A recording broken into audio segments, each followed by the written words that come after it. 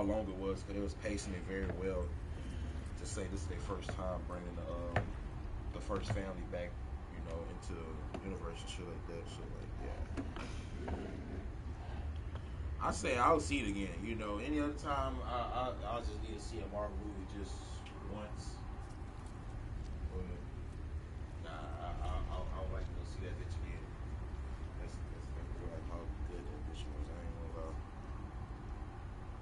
But, yeah,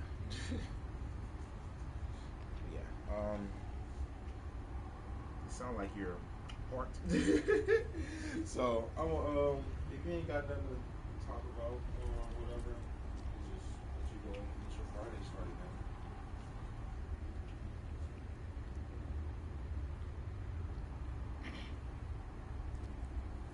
Okay. Well, well, um, hit me up later then. Go and enjoy your Friday, man. Do your thing. Deuces.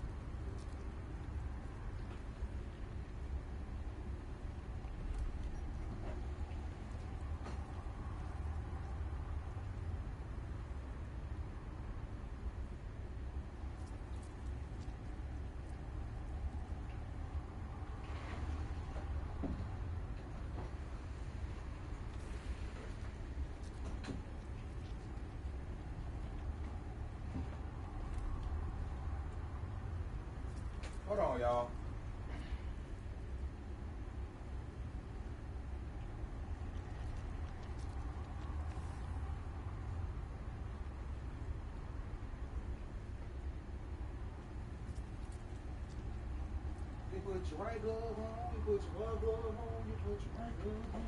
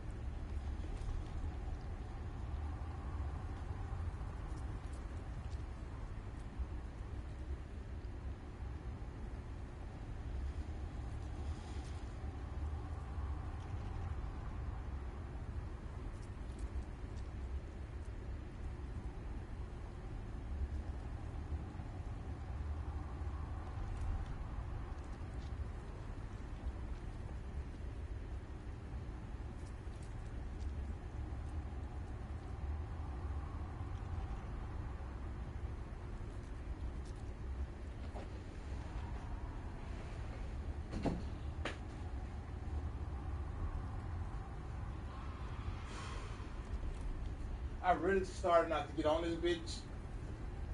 At least not right now. I ain't gonna lie. It's bad enough that I got up early. Like, I got up early. I wouldn't say early, but I got up early. And I did not like that shit. Yeah, man. I got up, handled my fucking business, and right back to sleep.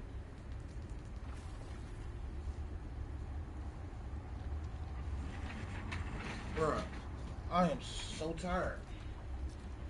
Like, and bruh, and see, bruh, that's why I was thinking, like, was it the right thing to go see fucking,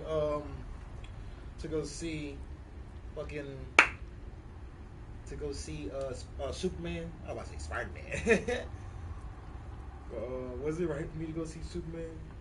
It was, though. I don't regret it. I ain't gonna lie, because if I would have just saw Fantastic Four, I would have got home around like 8. Seriously. If not 7:30. You feel me? So I would have got home around like 8, but I got home yesterday around like 10. You feel me? So yeah, we back at it right quick. It is 8:20, July 25th, 2020. And we gonna hit this dope and get straight into it.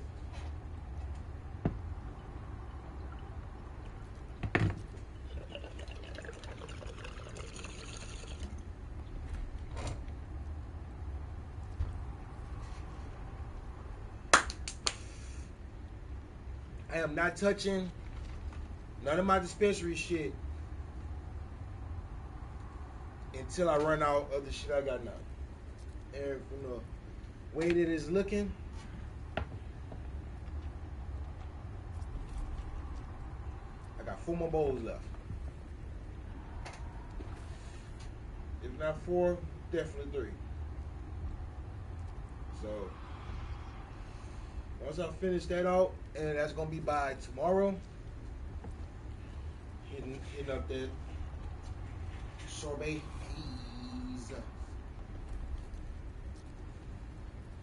Yeah, I already know what's gonna go down.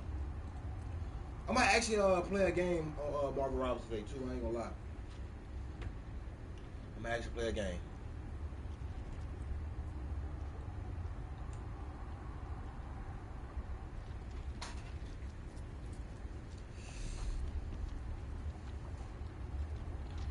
But yeah, first things first.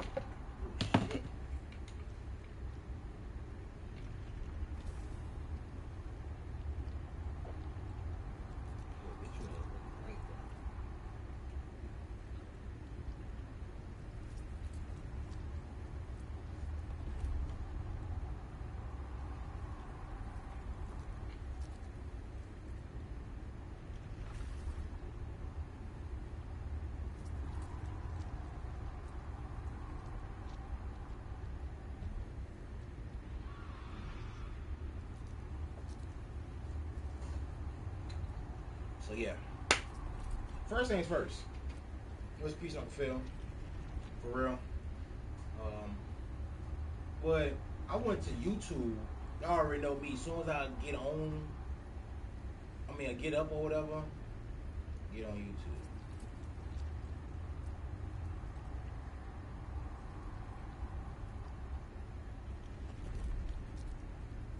As bad as I want to do it, I'm not gonna do it.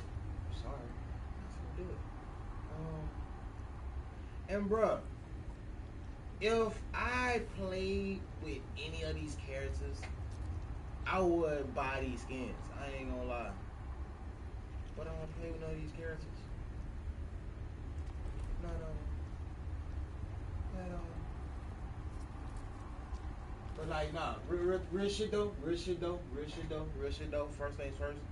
Recipes on the field. For real. I got on YouTube this morning. You already know when I get up, I get straight on YouTube before I even light my dope up.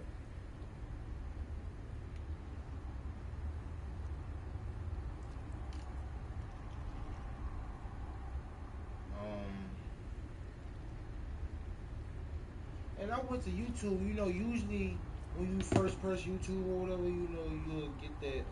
You'll just get the recommended slide or whatever. That's recommended. Yeah, that's recommended. And usually they'll just show some shit that'll be high news or whatever, or just some shit that they think that you should watch or whatever. What do I? Boom. Tell me why. First thing I see, besides ridiculously chaotic summer moments live stream, why the hell did I see a title says Mara Sade,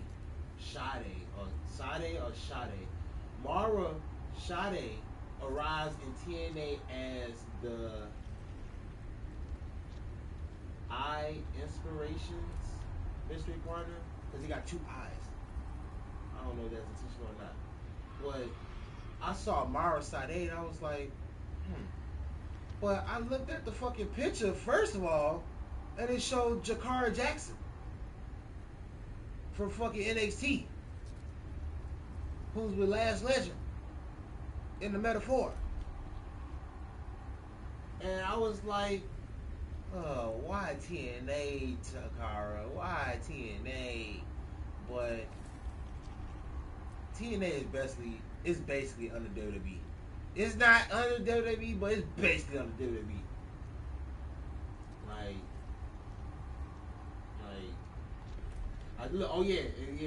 Look.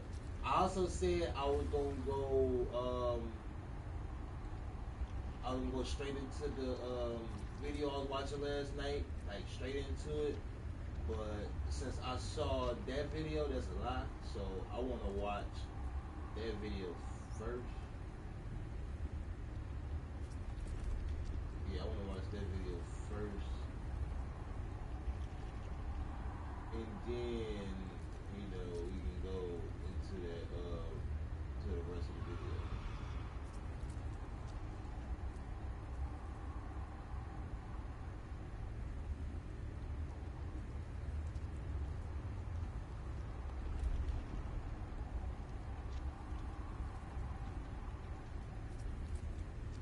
Listen.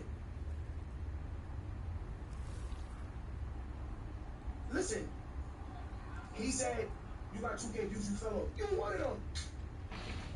I got 2K views, I fell off, but you're literally watching me. Why are you watching me if I fell off? Y'all in my chat saying I got 2K views, I fell off, but you're one of the views. So did I really fall off? As long as you watch me, I don't care. I know that. As long as you watch me, as long as you keep commenting, I'll be alright. Chat, you see how I clocked his T, right, chat? Look how I really clocked his T. He said you got 2K.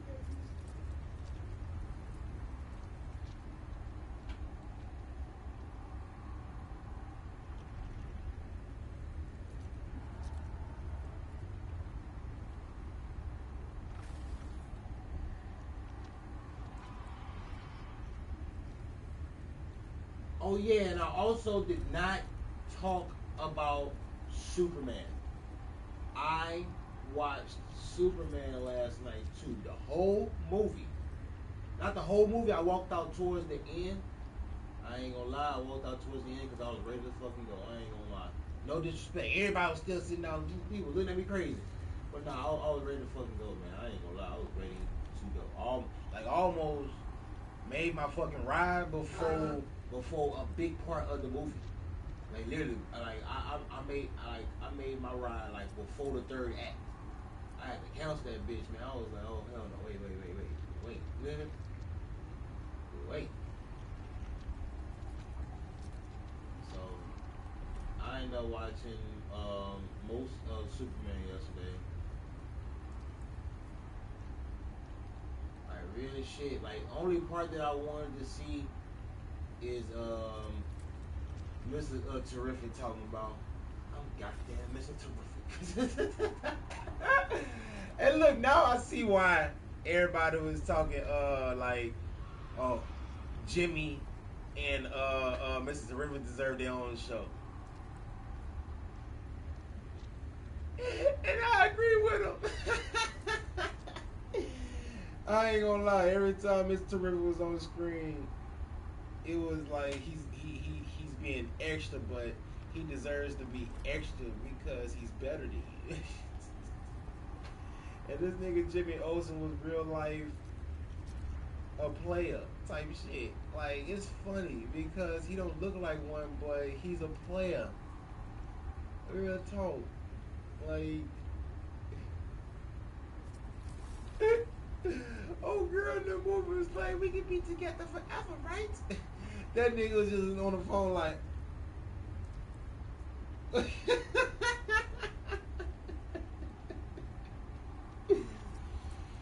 oh bruh, he was cracking me up, bruh. I ain't gonna lie. Them two was the best part of the movie. Real talk, them two was the best part of the movie. And you know what? I remember exactly when I left. I remember exactly when I left. I left when, and to be honest, I was ready to go, but I also wanted to get some stream time in to really talk about this shit because I already knew I wasn't gonna really want to talk about it. Like I got home at fucking 11 o'clock. You feel me? But like, yeah, like I left out as Lois was looking for Superman as they returned from the final battle and shit. So, and I saw her wearing the purple top too. So I was like, okay, so yeah, they about to kiss. They about to kiss. They about to do the floating up kiss they showed in the trailer. I was like, okay, I don't need to see that. That's okay.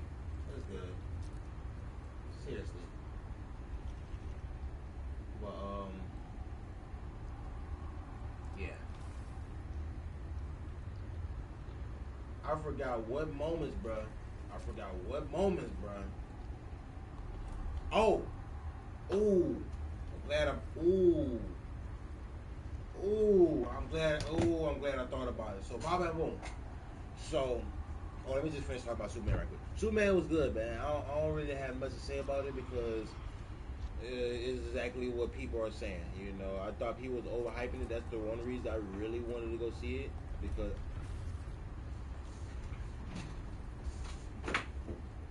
Oh, thank God.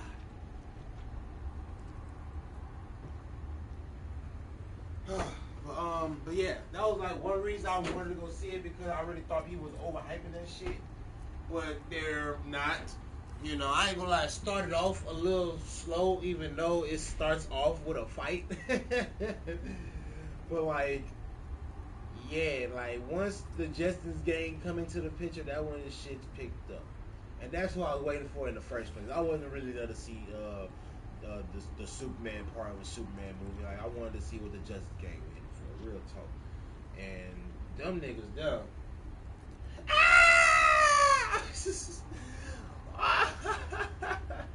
Hey, and look. Now I understand why that nigga Tyrone Magnus was talking about. They was doing the screaming goats bit from Thor 4. But it wasn't even that dope. It wasn't even that dope. That's all part of her power. I really had to look that shit up. Like, she got a scream. That's the whole girl scream. Like, what, screaming goats? Who asked for that? Like, who asked for that? Why they gotta scream? Why they couldn't be Hummers? Literally, like real life Hummers, not the cars. Like, no, that would be annoying. I ain't gonna lie, that would be annoying. I don't know, but like, Justice Game was cool. That's why I said, bro. Yeah, I can't wait to see more of them. Mr. Terrific definitely deserves his own show, but shit, the whole Justice Game, dude. To be honest. Cause you planted some seeds. You planted some seeds for Guy. I ain't even gonna call. I ain't even call it by their real name because I don't even know their names like that. So you got some seeds planted for the Lantern Corps. You got some seeds planted for Hawk Girl's persona, personality and shit. You got some seeds planted for fucking Mr. Terrific. You know, like, yeah, I wanna see more of them. And I really liked how this is the very first movie in the universe and everything is established. Seriously. Everything is established. And been established at that. Like, that's what that opening clause had let you know. Like, this shit been around for 3 centuries. You feel me? 3 decades since this nigga came to Earth. You feel me? Like, yeah.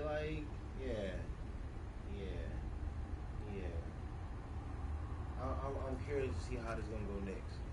I don't know what movie's coming out next. I think it's fucking Clayface or some shit. You know, as bad as I would love to see an R-rated movie like that, horror movie, I like world building. I like world building, and it might build upon the world while I'm talking shit. But like, I need like continuing content after shit drop. Like, okay, like, yeah, you just put out Superman. Like, yeah, you should be able to put out like a Mr. Terrific or Jimmy Olsen show, or have a sequel in the works, or have like just a plan. Like, I don't really know how to describe it. Like, the movie was that good. Real shit. Like, real shit. Anyways, but yeah, it was something I'm about to bring up. So, spoiler alert for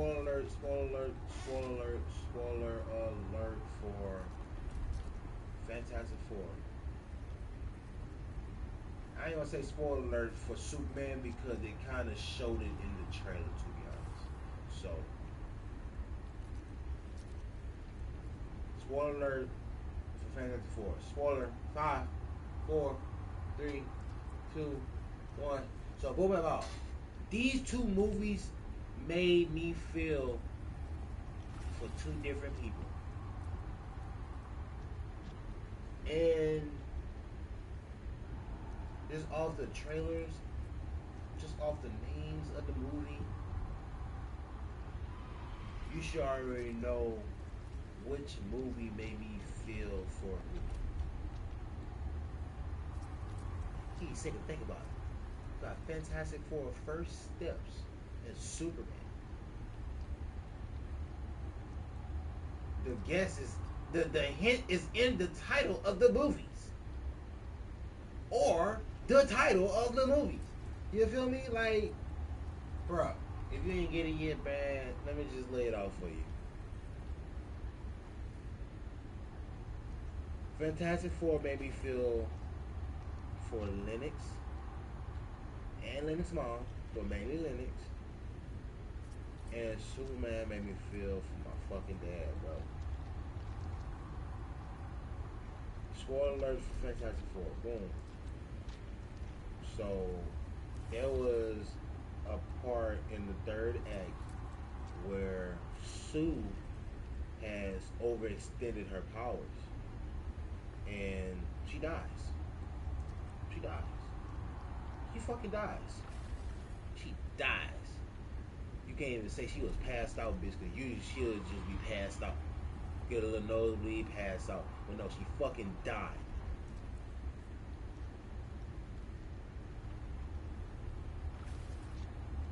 Tell me why this nigga Franklin brought her ass back to life. Bruh. I know that Vanessa Kirby was going to survive.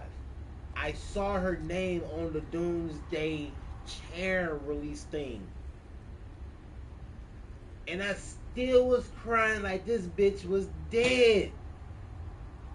And then fucking Franklin brought her back. That really did it to me right there.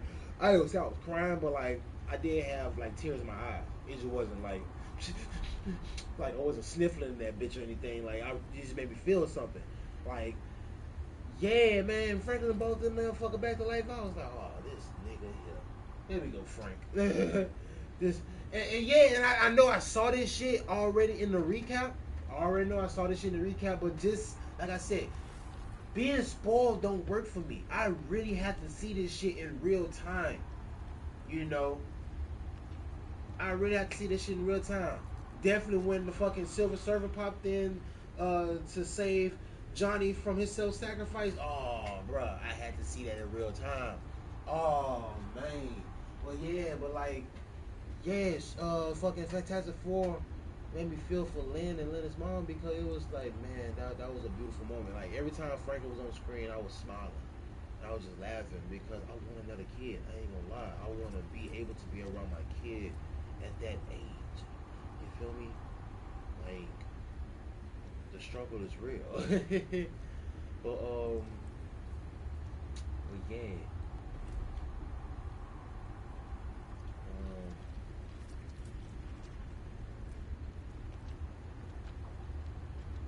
And Superman made me feel for my dad, because, bro, they only show.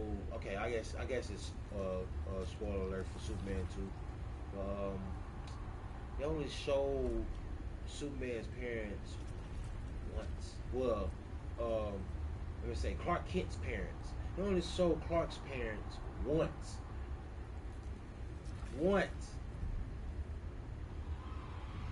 And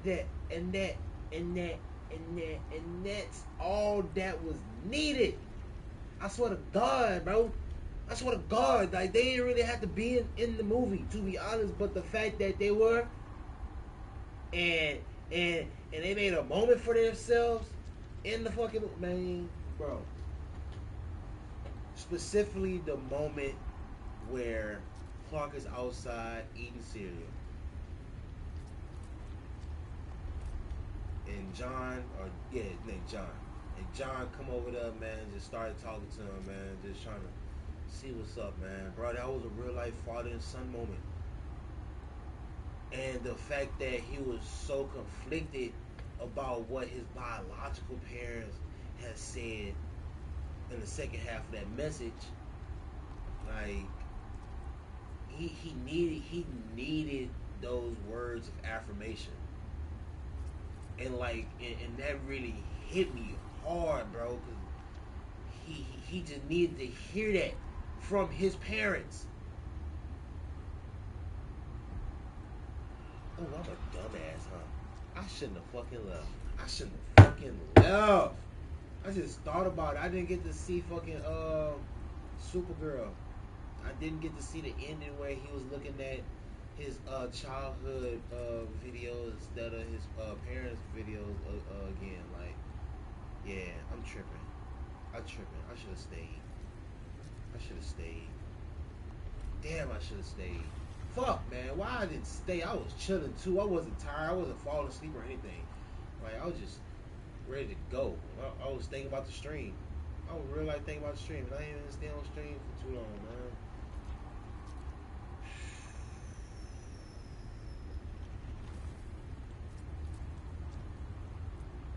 But anyways, like, yeah, man, that moment with John and Clark, man, that really did it for me. Now for that one, I was dropping tears. I like tears didn't come in my eyes. I was dropping them bitches for that moment. But you know, it was a father and son moment. So what you expect? But yeah, I want to see the clip. I ain't gonna lie. Let me see if I can pull it up first.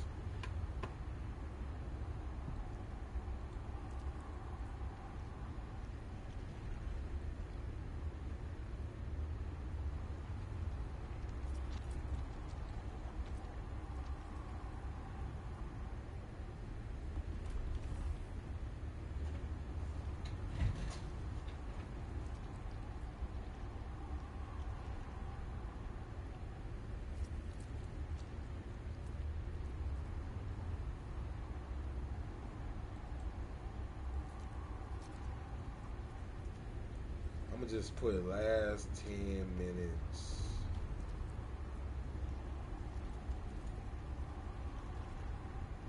I said last 10 minutes of WrestleMania 40. The fuck?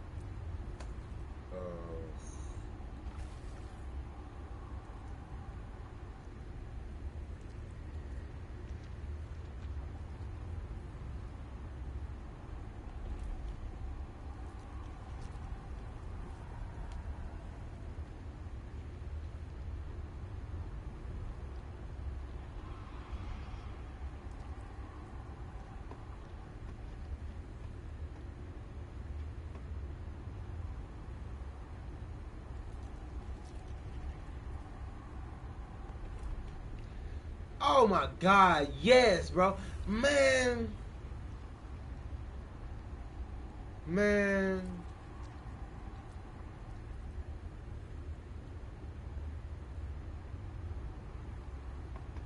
Bro. Hold on. I'm tripping. Bro. This moment right here. I'm not even gonna click it. No, we can't show it. Bro, my favorite part of Superman 2025 is when the engineer rarely does a half backflip. A half backflip. Who does that? It was so unnecessary, bro. A half backflip. And somehow ends up with her head coming out her ass.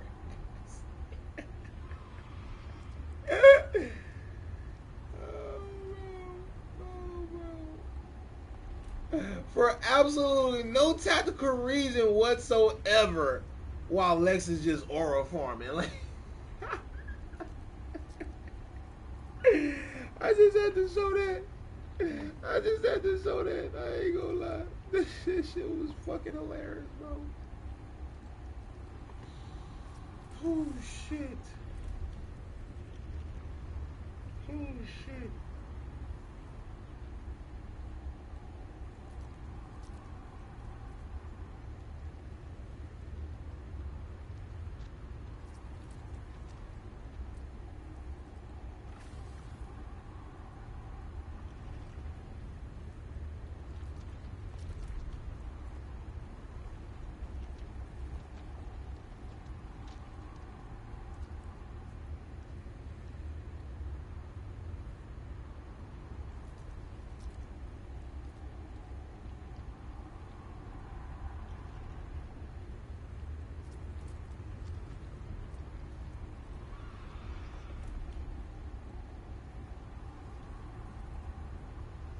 I'm just trying to.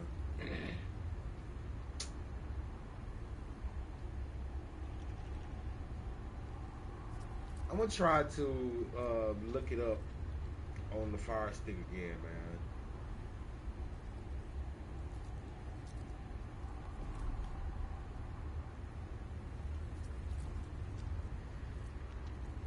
Oh yeah, and that Mr. Terrific scene, I was definitely like Yondu. I was really getting that vibes, like, yeah. Like, yeah. That's crazy.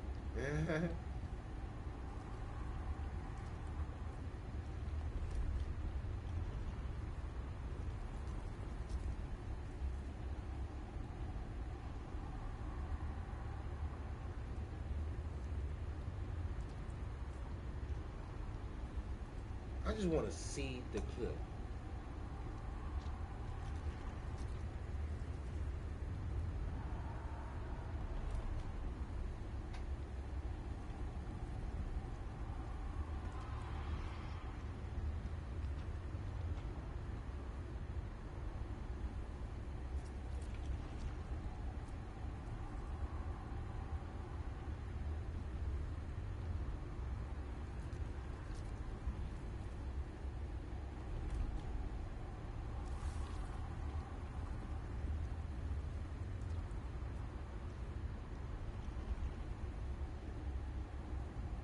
Hey yo, that was I was surprised that Metamorpho had like a regular voice. I thought his voice was gonna be like pitched or have like a different tone or some shit. But the fact that it didn't, you know, it wasn't a bad problem. It wasn't like I needed help to find him convincing because this nigga did get serious in one movie. I mean, in one part. So.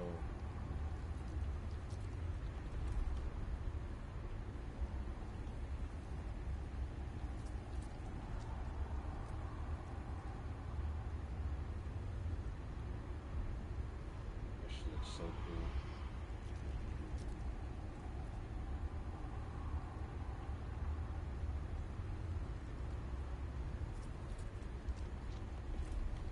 Warning!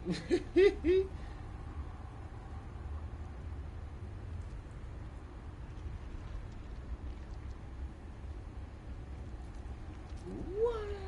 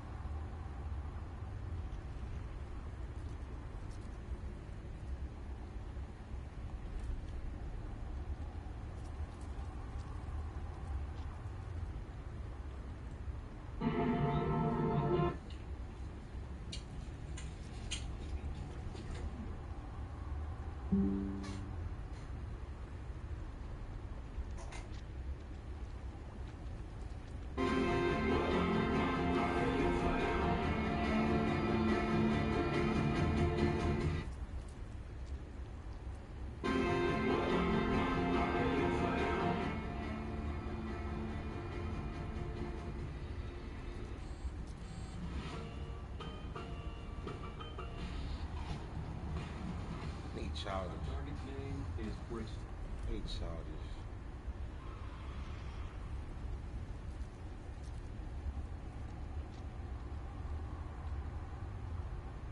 What a! What a! What a! What a! What a!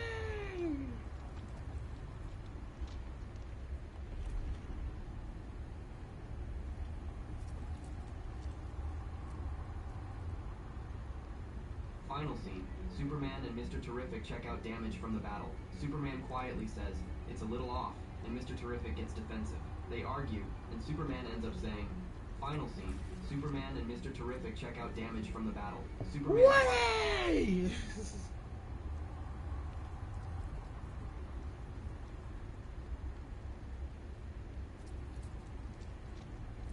Welcome back to New Rockstars. I'm Eric Boss, and this is an explanation of the ending, post-credit scenes, and surprise cameos in Superman. Spoiler warning before I continue. I'm going to... What a! What a! What a! What a! City! Hey guys, we grabbed some treats from movie night. Cool. Meet movie night heroes with Hershey's and Reese's chocolates.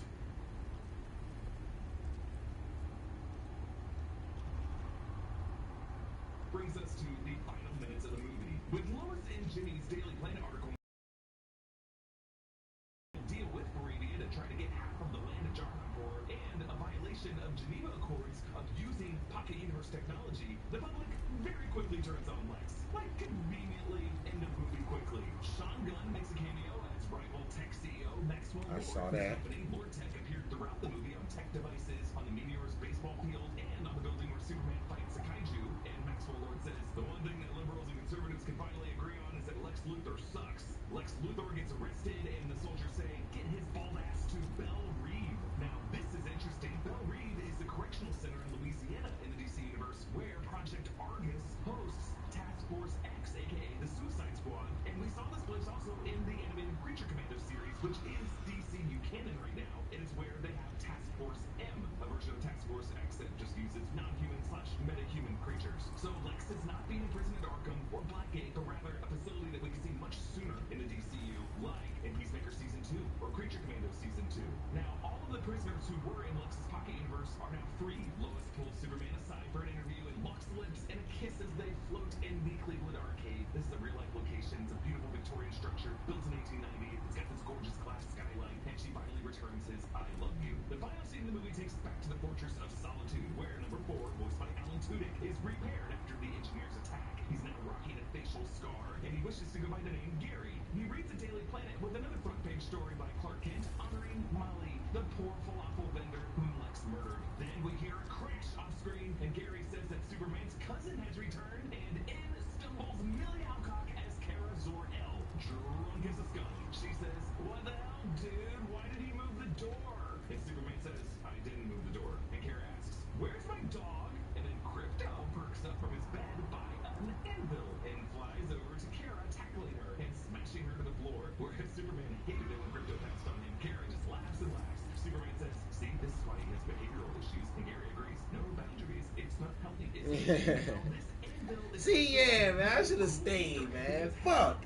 I gotta look it up on Fire Stick, bro. Cosmic Anvil / Solar Hammer. It's from the All-Star Superman run. Number 2, Superman uses this to forge miniature suns that he feeds to a baby sun eater that he keeps as a pet in the fortress. Sun eaters are like a weaponized entity that seeks out vibrant stars and swallows them, resulting in the dying star going supernova.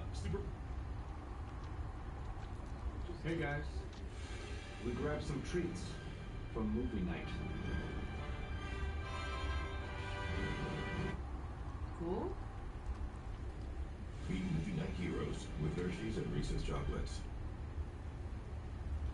Superman has an infant version of one of these in the fortress, but the fact that the anvil in this shot is right beside Crypto's food bowls, I wonder if James Gunn is saying that Superman has been feeding Crypto miniature stars that he forges here. That would be nuts. Kara gets to her feet and takes Crypto out with her, shouting back that Robot 22, who only vocalizes is a vocal cameo by the DC Media hardcore actor and James Gunn's wife, Jennifer Holland.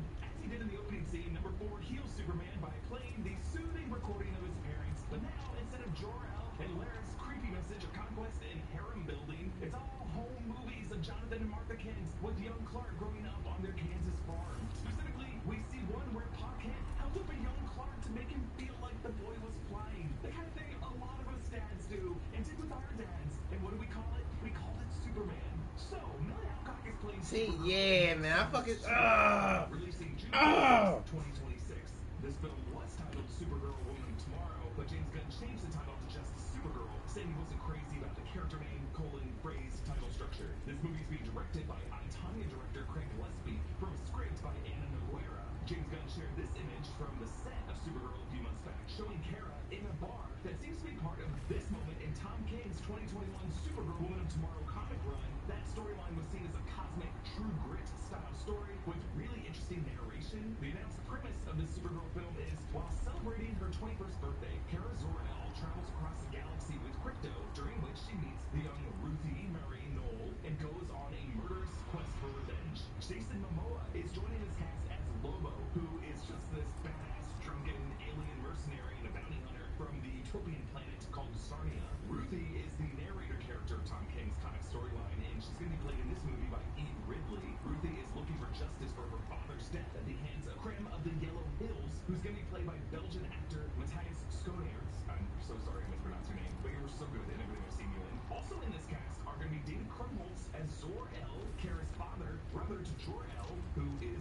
I was about to say, yo, they're the same person. And Emily Beecham, who plays Allura Inze, Kara's mother. So the origin story for Supergirl is that before Krypton was destroyed, her father Zor-El built a protective dome around the Krypton cities named Argo City to create a germ-proof atmosphere initially. But then, when the cataclysm affects Krypton, the dome shielded the city from that destruction, and this now floating city drifts away from the orbit of Rao, their red sun.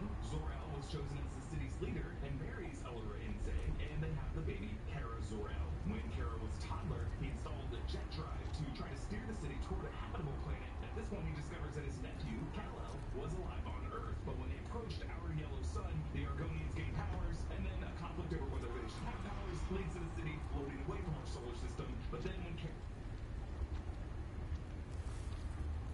reaches the age of 15, a meteor storm damages Argo City, so her parents build a rocket for Kara to go to Earth.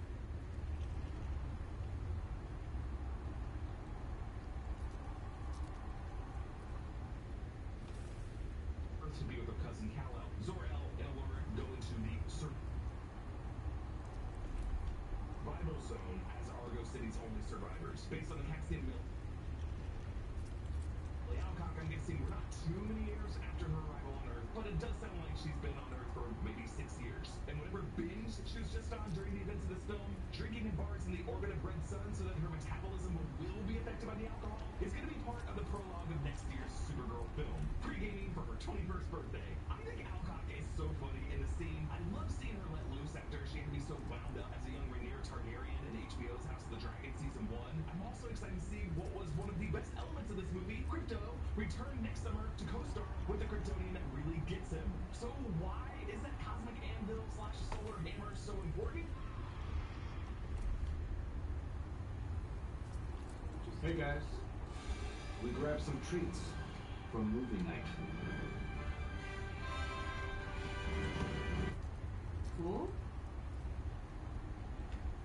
The Superman film are less of the lore-building teases that like Marvel Studios began to overplay in their hand with, but the mid-credit tag is just this stunning shot of Superman and Krypto together on the moon, looking at Earth. This comes directly from Grant Morrison and Frank Whiteley's All-Star Superman #6, but the shot in the movie is like a bit more forced perspective. The Earth would never look this big as seen from the moon, but it is an undeniably cinematic shot that makes Superman look smaller in frame than the Earth itself, and it's a humbling shot. And the way Krypto hugs Superman, it's one of just the more affectionate moments between the man and the creature. But then, the scene at the very end of the credits takes us back to Superman and Mr. Terrific in the aftermath of the battle. They both look at a jagged crack in an historic building. Mr. Terrific notices Superman's judgmental stare and asks a defensive, "What?" And Superman points and just says, "It's a little off." Mr. Terrific snaps, "What do you want me to do? Do you want me to take it apart and put it back together?" Superman says, "No, it was just..."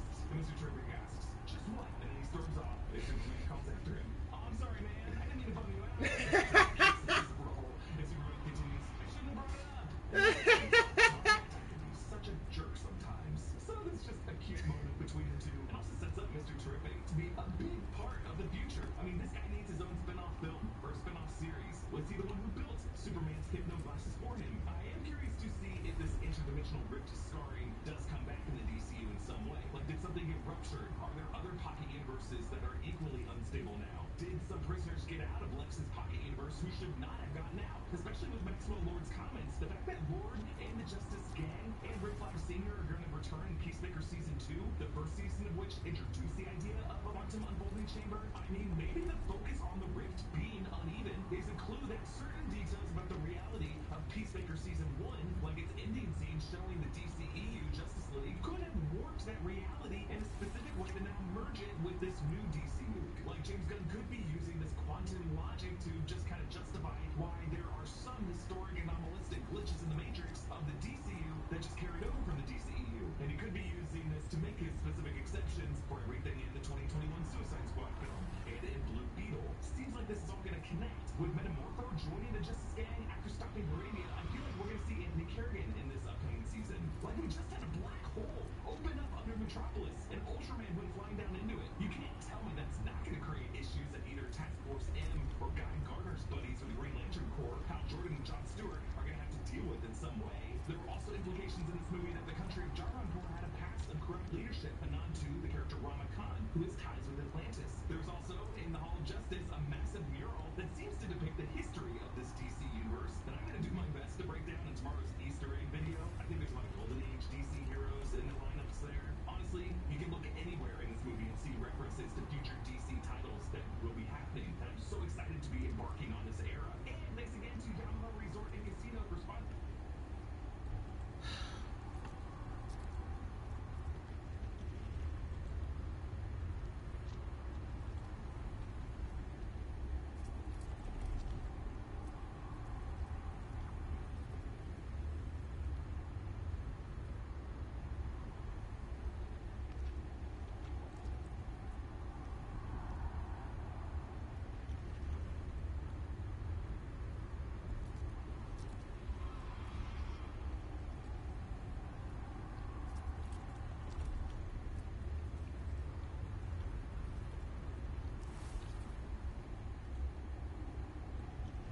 Fuck it, I cheated. But I was guessing Raymond anyway, so. Oh well.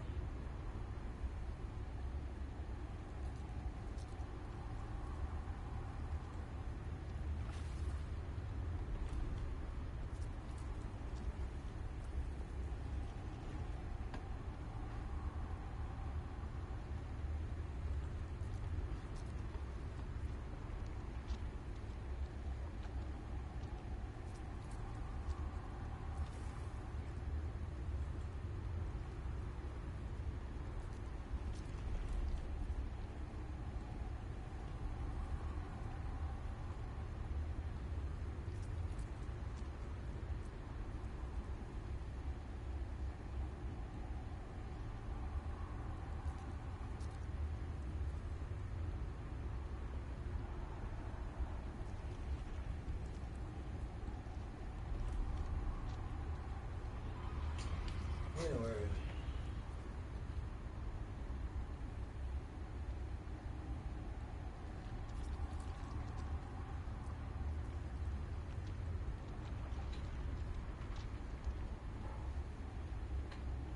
I want to watch this first before I go into the Fantastic Four video.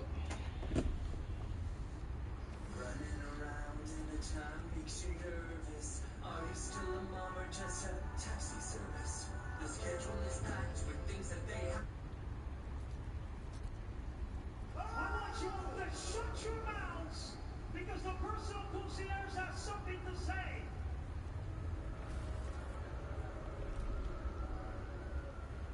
You know, they say what we do in life echoes in eternity. So I spent the past week Googling Rhode Island, researching to see what you've done to echo in eternity, and I found absolutely nothing! Zero! Nada! And you want to know why? Because you're all a bunch of losers! Degenerates!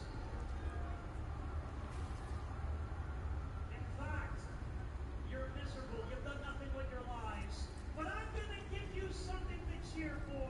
I'm going to give you something to be happy for. Winners, something that will actually echo in eternity. So welcome the TNA Knockouts Tag Team Champions of the World and M, the Elegant Strength.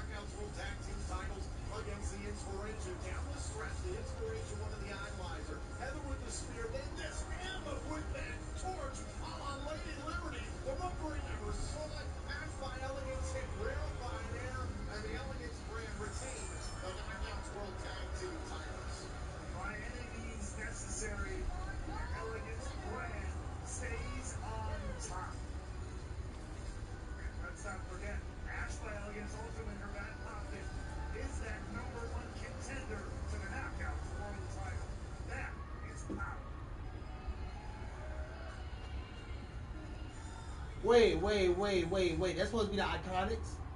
The inspiration? Because it's not a typo. Because the Iconics had 2 eyes in their name. Let me see.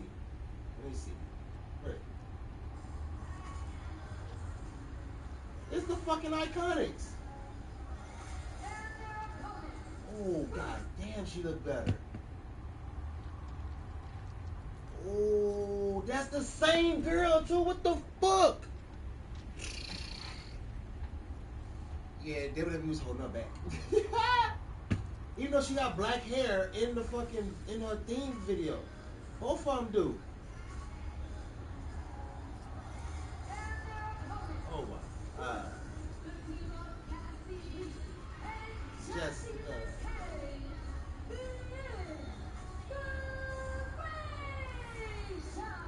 After the Elegance brand snuck away with the titles this past Sunday at Slammiversary, the inspiration got right in the face of the entire brand, challenged them to a 6 knockouts tag team match tonight live on Impact, and said there was no point to bring a friend to team with them against the Elegance brand. Look, these two are so mean to me that I have a hard time believing they have a friend, but apparently they have come. It looked like she got work done on her face. She looks completely different. Oh my god. She looks slimmer and everything. The question is, who do they get? Who's their friend? Let them team up against the Elegance brand.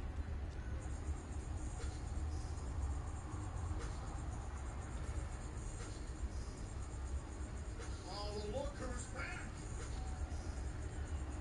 And their tag team partner from Deuce City, New Mexico, Mara Shade. Sade, who we've seen compete in a TNA ring, however, was crossing the line to do so earlier on this year. Now, Mara Sade set to team up with the Inspiration. That is a provocative pick. Yeah, hey. I like how they was in sync. With it. On this year. Now, Mara Sade set to team up with the Inspiration. That is a provocative pick, if I do say so myself. I'll be curious to see how well these three team together. Again, the Elegance brand, the ultimate united front. This one should be interesting. And she got the lollipop. It says. Elegance brand here live on TNA Impact. Sade set to team up with Lee and McKay against Ash Veteran and Amber. We talk about how Act by Elegance is the #1 contender to the Knockouts World Championship. However, we learned You about to show the whole match? Of course they do.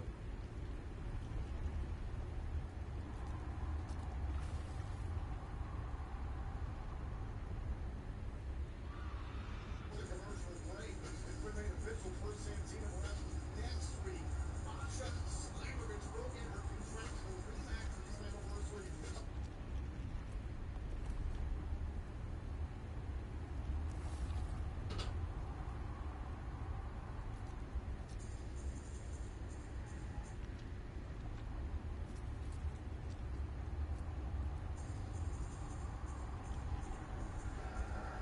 Please welcome the new TNA X-Division Champion, Leon The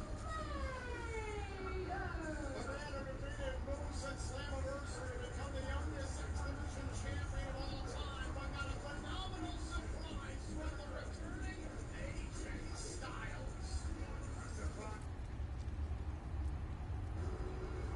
Style and substance. In the GMC Sierra. Or get 0% APRs.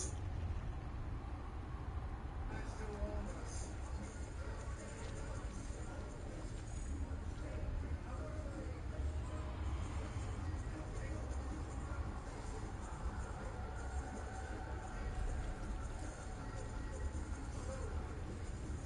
Already made history tonight. Next step is to make your legacy. Ladies and gentlemen, the new TNA X Division Champion,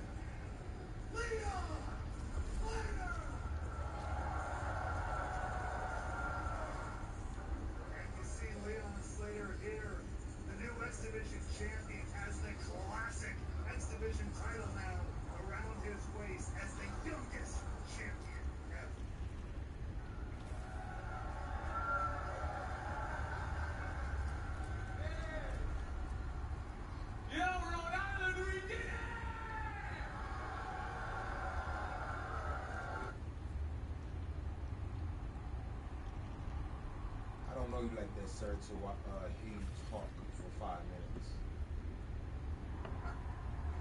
They didn't just pave the way for me, they paved the way.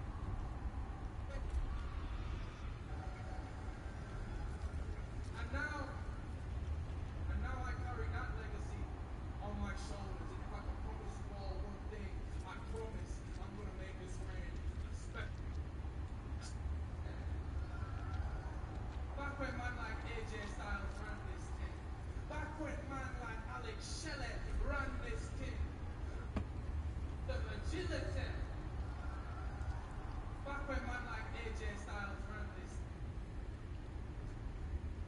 So as long as I've got this belt, I'm bringing the X division back to its roots. When this division was about speed, when this division was about innovation, about athleticism, agility. Back when man like AJ Styles ran this thing. Back when man like Alex Shelley ran this thing. Back when man like Chris Sabin ran this thing. Man like Christopher Daniels, man like Samoa Joe, man like Amazing Red ran this thing. And now I carry that legacy on my shoulders. And if I can promise you all one thing, I promise I'm gonna make this reign a special one.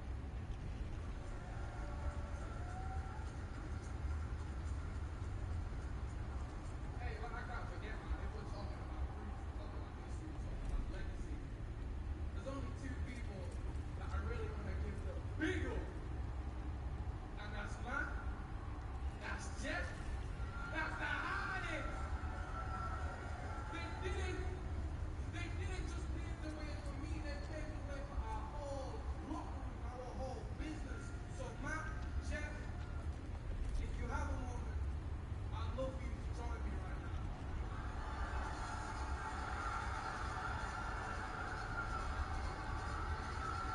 Hardy's happening to him live. Wonderful!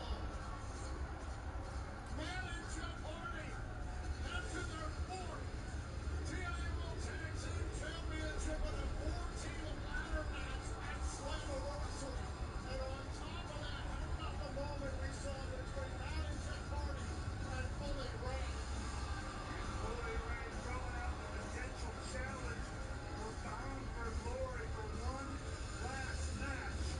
I hope that happens, but right now, instead of new champions here, they have also mentored, taken Leon Slater under their wings, and led him to a lot of the success he's had in TNA. Oh yeah, I love to hear it. Leon, congratulations, my man. What you did at Slammiversary is the start of what is going to be a very special run. And speaking of special, there's a special energy in this building tonight. Can you feel it? No.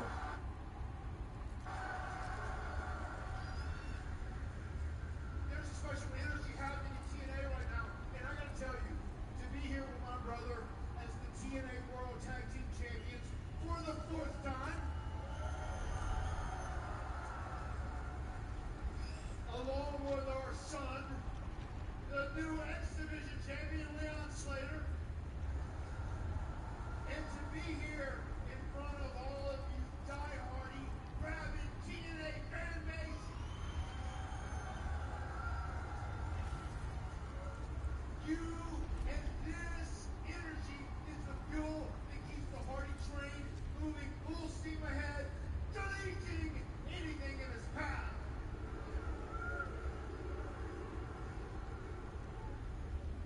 Yeah, this is not just the Hardy. Bitch, I be tripping. Train. And with this connection, this combination here, us, you all at home, we're gonna keep choo-choo and chugging until the wheels fall out.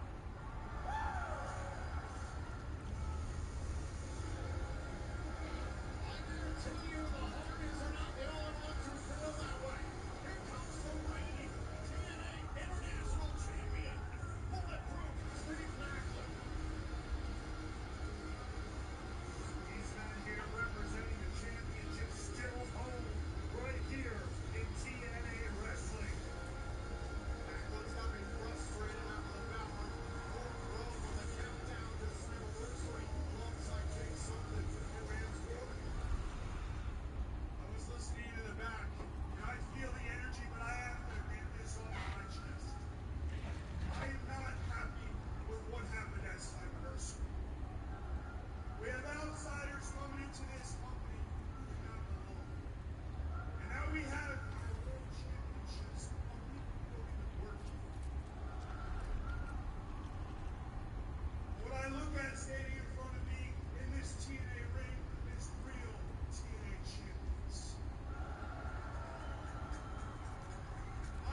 20-year-old phenom, the youngest X-Division champion in this company's history.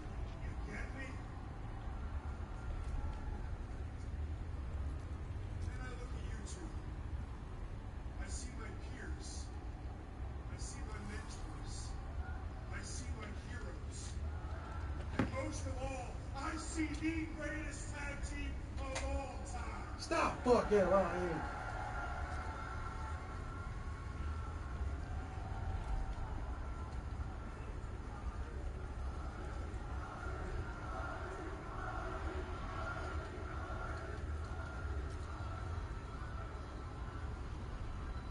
And then, well, you got me. You got a girl who never thought he was going to make it home, let alone become a world champion and the first and still TNA International Champion. We put our blood, our sweat, and our tears into this place because we believed in it. It believed in us back. Hell, all of you believed in us. So now it is on us, on all of us, to hold the line, to draw our line in the sand and make a declaration. So to anyone that is out there listening, whether it is in our locker room or around the world, dare to step up and declare. Because this is my home, my family, my TNA, our TNA. So whoever dares to step up, you better be ready for a damn war.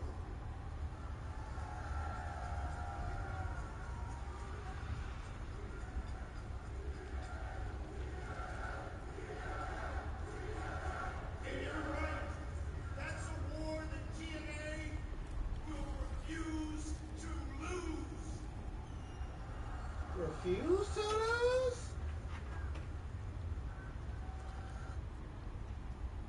Refuse to lose?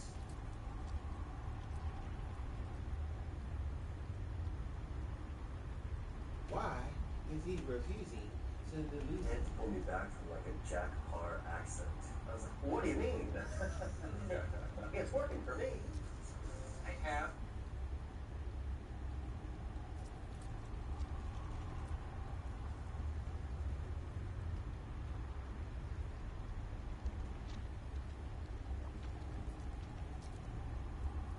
Hi, I'm Rachel. I'm Nick. I'm David. And I'm James. And together. We are Superman Rangers people. We're going to answer the most Googled questions about Superman.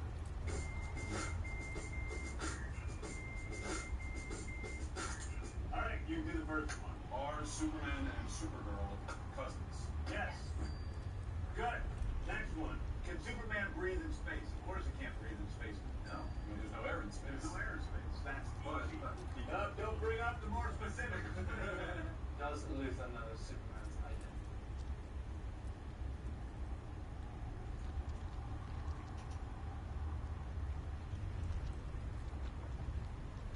Stephanie McCurry. I'm gonna keep on saying that stupid shit. Stephanie McCurry.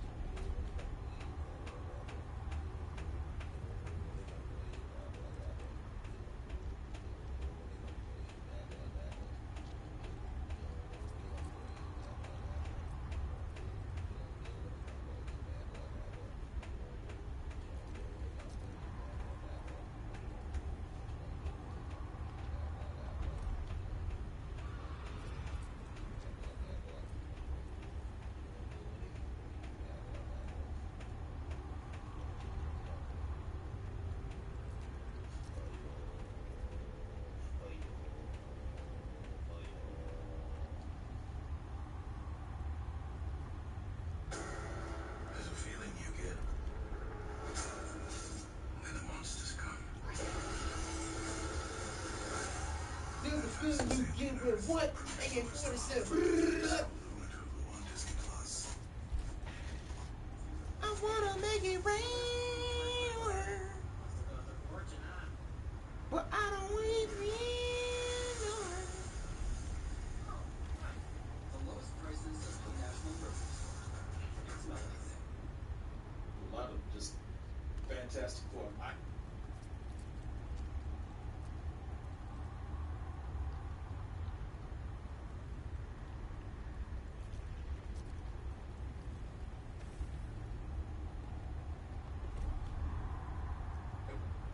Listen, you know this is the Fantastic Four. We all know the Fantastic Four. And if you know the Fantastic Four, you know Galactus, the eater of worlds. But Galactus said, you know I'm really hungry for today? A baby. I'm not really that hungry. This kind of package, you know, just one baby will just do it for me right now. Tomorrow maybe I'll do a couple of planets, but today I just want to eat a little something to snack on. And more particular, he wants the Fantastic Four's baby. Special baby. That's a special baby. It's extra delicious. That's why. At least the baby of Reed Richards' Sue Storm. Yeah, baby just popped out the womb. And like it's like, what's that smell? What's that? Well, that just came out the oven. That smells delicious. Right? He wanted the baby before it even came out of the oven. He was like, he smelled it in the oven. Yeah, he was like sniffing Sue's ass. I mean, what you got up in there? Yeah, it turned out a special baby that if Galactus ate that baby, he said, you know what, I wouldn't even have to eat worlds no more. Right. It's funny how this baby would just what do you call it when you hit somebody's appetite? Satisfied? Satisfied, like Snickers. I never thought of that word. What's that crazy sophisticated word? It threw me off. I was like, maybe he doesn't mean satisfied? No, I mean satisfied. Satiated? No. Satiated? Satiated. That's what I was looking for. We'll take Snickers. Is that what you said? Yeah, satisfied. Yeah, he said, you know what, a baby was really satisfied right now. I won't have to eat world no more. Well, of course, the Fantastic Four said, well, we just got this baby. We're not ready to let him go. And maybe give him, about 18 years, come back, and maybe we'll be ready to feed him to you. But when he's 17. Right. Yeah. He's being an asshole. Yeah, check back at 14. We might be ready to let the little ass go then. But right now, you cannot have him. Which is too bad because the world is like, so you just gonna let this little bastard right here. You gonna let us all die. You gonna let us all die, but y'all can make it. Look, you can make another baby. Y'all can make another baby. Yo. Yours. Yeah. They didn't ask for mine. Yo. I instantly thought that shit, bruh. I was like, bro, that'd be fucked up if you really started saying like, oh, if you just want this baby, fuck it, give it to him, make another one. Like, nah, man, that'd be fucked up. What's the PS4? Maybe give him, about 18 years, come back and maybe we'll be ready to feed him to you. But when he's 17. Right. He's being an asshole. Yeah, check back at 14. We might be ready to let the little ass go then. But right now, you cannot have him. Which is too bad because the world is like, so you just won't let this little bastard right here. You gonna let us all die. You gonna let us all die, but y'all can make it. Look, you can make another baby. We can't make no other Earth right here. Why don't you give them yours? Yeah. They didn't ask for mine. Your baby's special and extra delicious. So now, and like, all right, well, I guess we gotta save the world and this little ass baby right here too. But the thing that people are really looking forward to with this movie, man, we have got Fantastic Four movies for years, but the Fantastic Four has finally come home to Daddy Marvel. And people are saying, well, look, I don't know what it is about the Fantastic Four, but nobody can ever get people right at all. Every time they make a Fantastic Four movie, it's a funny thing. Every time they make one, somehow they get more. Isn't it crazy that the best Fantastic Four movie costs $10? But people say, oh, but Marvel got them now. And we know y'all gonna do them right. So is that the case? Did Marvel, listen, they got the property back. Surely they're not gonna make the mistake that all these other studios have. Surely they're going to be the ones to get this right. Well, we saw it, and we are here to give you our review, which we'll do once we watch this trailer right after this. While we can never repay them, we can certainly celebrate them. Thank you, Fantastic Four. Thank you. Thank you, Fantastic Four. Please welcome the Fantastic Four. Why you do that, man? It's a Gary Morris. That's a damn shame. You talk about me being an asshole. All the white people gave the Fantastic Four some respect. The this black man. Thank you, Fantastic Four.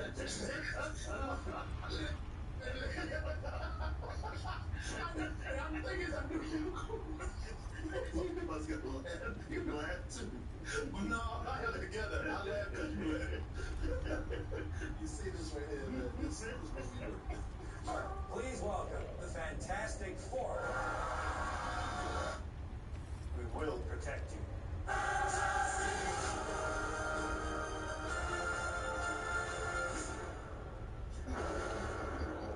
You said y'all back for damn fools. Oh man, that trailer never stops being fun. Watching. What about this movie right here? Just to kick this off, the thing about this movie that everybody really appreciates is that this is taking this back to a period where people said it should have been done in the first place. Now it's a period on the alternate Earth. Was it Earth 828? And the reason why people want to see this in the 60s era, or some form of the 60s era, is because it would be a good throwback, almost an homage to the Jack Kirby art. You know, Jack Kirby is one of the most, he lives up in there, by the way. Jack Kirby is one of the most famous Marvel artists of all time. Sure, he created most of the characters you watched today. Yeah, yeah. So, you know, the design, the look of it's going back to to that 60s look is again something that would just be a good throwback to the comics, respect to the artist, Jack Kirby, and when they've done that here, and the comics really are brought to life here, and that's thanks to a lot of just Fantastic Four icons that they put into the movie. You just saw it right here, the Baxter Building, the Fantastic Car right there, the Fantastic Four spaceship. You know, all those things look like they have flown, ridden, just bounced right off the page. Right. You know, in the movie, they've done a lot of attention to detail with just that. Not only that just the look of the environments, but just the look of this movie, man. The mid-century modern graphics, the costumes, and then the art direction. Man, they in the movie even got a Fantastic Four cartoon. It looks like that shitty animation from the 60s. Hey, I love that cartoon. I love that cartoon too.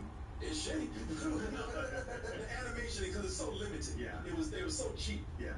And it's fun because Marvel, and just to show you how much people love that look. I mean, yeah, it was cheap, but that's become sort of the endearing thing about those cartoons. Yeah, that they could do stuff on the cheap, but with those with the Fantastic Four cartoon from 1967, they were taking stories directly from the comics. Yeah, and they had such a great voice cast that when I think of Fantastic Four, I think of cats. Yeah, that has become such a classic that Marvel is even kind of recreating those cartoons. You probably see them on the internet right now. You can go and watch the episodes that introduces the Fantastic Four in animated form. The brilliant Reed Richards stretches his body and mind as Mr. Fantastic. So you can see they were nothing but motion comics, really. And even this has more animation than those cartoons did back in the day. But the reason why I'm bringing all this up is, before I pass this off to everybody, I just wanted to say that this movie, it looks damn near perfect if you're a fan of the Fantastic Four, especially the comics. And because I think the characters look perfect, man. We have the tech now to actually make everything look right. Because listen, even if you did like any of those other Fantastic Four movies from 20th Century Fox, those effects are like shit. I mean, now they got the tech that can make everything look cool, nothing looks goofy anymore. You know, when Reed Richards stretches or Mr. Fantastic stretches, it doesn't look like bad CG. Yeah. Like, cause you know when he really stretched, his arms would get shiny. You know, it looked like the damn 2000, 1000, whatever from Terminator. Terminator. Being grim.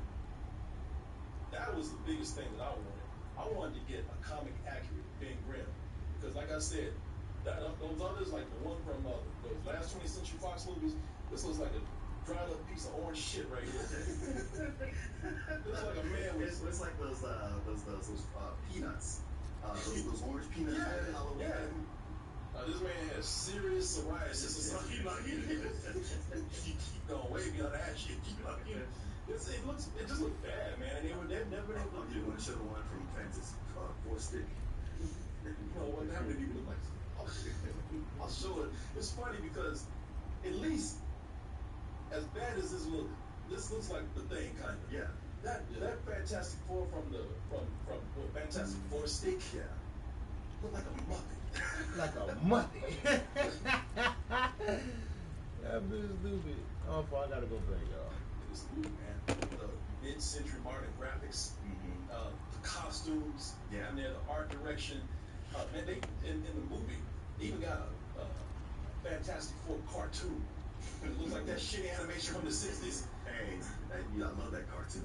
I love that cartoon too. It's shitty. The animation, because it's so limited. Yeah. They were so cheap. Yeah. And it's fun because a good throwback, almost an homage to the Jack Kirby art. You know, Jack Kirby's one. We will protect you.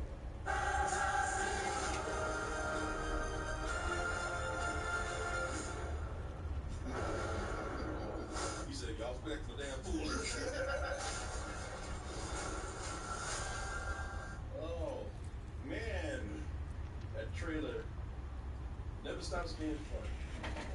What about this movie? Burn your ass out! Just get this off. You know, the thing about this movie that everybody really appreciates is that this is taking this back to a period where people say it should have been done in the first place. Now it's in a period of alternate Earth, because of Earth 828. And the reason why people want to see this in the 60s era, or some form of the 60s era, is because it would be you know, they could have made this a bit wider. It's an homage to the Jack Kirby art. You know, Jack Kirby's one of the most, he lives up in there, by the way. Jack Kirby is one of the most famous Marvel artists of all time. Sure, he created most of the characters you watched it. Yeah.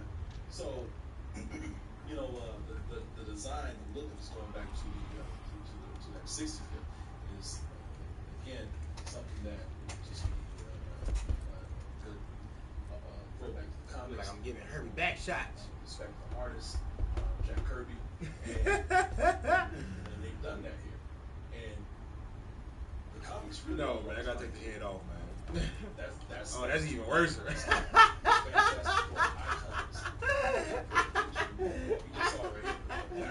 Yo, the Fantastic car right there, the Fantastic Four spaceship. Oh, yeah. You know, all those things look like they have blown, driven, actually in a way right now. Bounced right off the page. Right. You know, in the movie, they've done a lot of attention to detail with just that. Not only that just the look of the environments, but just look at this movie, man. The mid-century modern graphics, the costumes, and the art direction. Man, they in the movie even got a Fantastic Four cartoon. It looks like that shitty animation from the 60s. Hey, I love that cartoon. I love that cartoon too. It's shitty. The animation, because it's so limited. Yeah. They were so cheap. Yeah.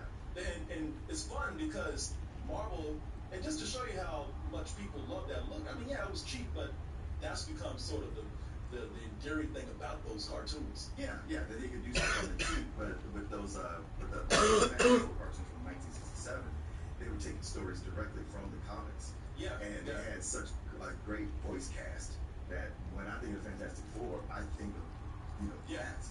Yeah.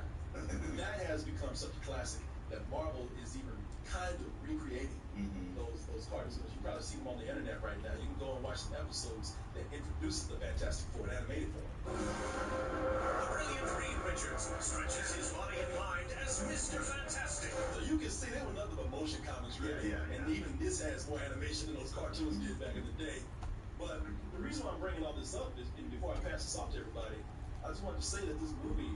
Oh, that bitch not even really closed off like that. Oh, hell no. I ain't finna have my candy smell like popcorn or my popcorn smell like candy. I think the characters look perfect, man. It's weird. We have the tech now to actually make everything look right, because, listen, even if you did like those other Fantastic Four movies from 20th Century Fox, those effects look like shit, you know. I mean, now they got the tech that can make everything look cool. Nothing looks goofy anymore. You know, when Reed Richards stretches or Mr. Fantastic stretches, it doesn't look like bad CG. Yeah. Like, cause you know when he really stretched, his arms would get shiny. You know, it looked like the damn 2000 whatever from Terminator. Being grim. That was the biggest thing that I wanted. I wanted to get a comic accurate Being Grim, because like I said, those others, like the one from those last 20th Century Fox movies, this looks like a dried up piece of orange shit right here. This is like a man with. It's like those peanuts. Those orange peanuts. Yeah. This man has serious psoriasis or something. He going way beyond that shit. It just looks bad, man. And they've never been able to do. You want to show the one from Fantastic Four stick? No, how many people look like? I'll show it. It's funny because at least as bad as this looks like the Thing kind of. Yeah. That Fantastic Four from Fantastic Four stick. Yeah. Look like a Muppet. Look, man, look at this. He look like damn. He like Ernie and Bert in the face or something. It looked like Bert with cracked skin and he got all swollen and shit. It looks terrible, man. They've gotten worse. But being that now we got a proper Being Grim or the Thing, I think he looks great. Though they do some crazy stuff with his face later on, I need to say what it is. I do like initially what they're doing with him. But finally, we get more than anything a proper Galactus. Galactus in this movie, the design is great. He's intricate, he's huge, and he's scary as. There he is. I ain't never seen him be this scary. No, really, he's terrifying. Well, always before Galactus was, I don't really want to hurt anybody, but I gotta eat. Yeah. And I don't really care about you. But I actually kind of feel bad, but I'm still gonna do it. Galactus, he's aggressive. He's like, I'm gonna eat you and I'm gonna enjoy it. This Galactus reminds me of something my brother once said to me. My brother was smacking. Excuse my language. But this Galactus reminds me of something my brother once said to me. I told my brother, I said, he was smacking, I said, Mark, you really shouldn't smack like that. That's not proper. That's pretty not polite. He looked at me. This is what I always think Galactus in this movie. I'm hungry.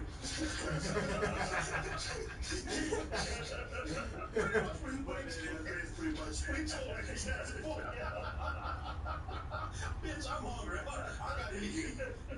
All of this makes this one of Marvel's best and most fun movies to look at. So you can say whatever you want to about it, but the movie looks amazing.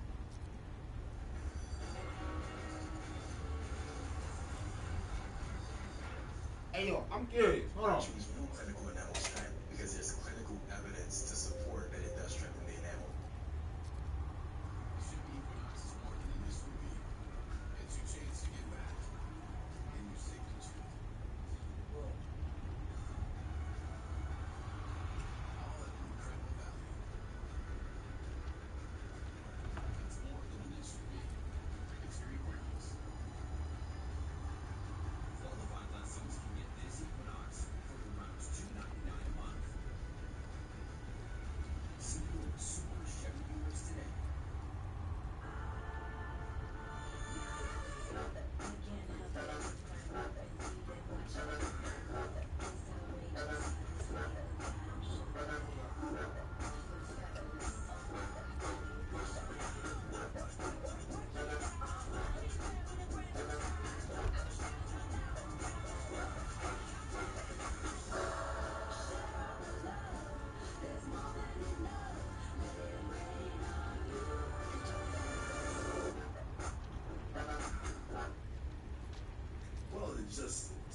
attention to detail in the production. Like, you can see with some of them, they put it together and it's like, well, these are the checkpoints and we have to do this. And this is somebody who's inspired and in love with what they're doing. And it's the designers, the effects people, and the music. All of it comes together to build this whole world that you feel immersed in. That's what I'm just watching the movies, like some of the best world building that they've done, maybe ever in a single film. Of just because it's its own Earth and it's different from ours, you just want to look at everything. Yeah.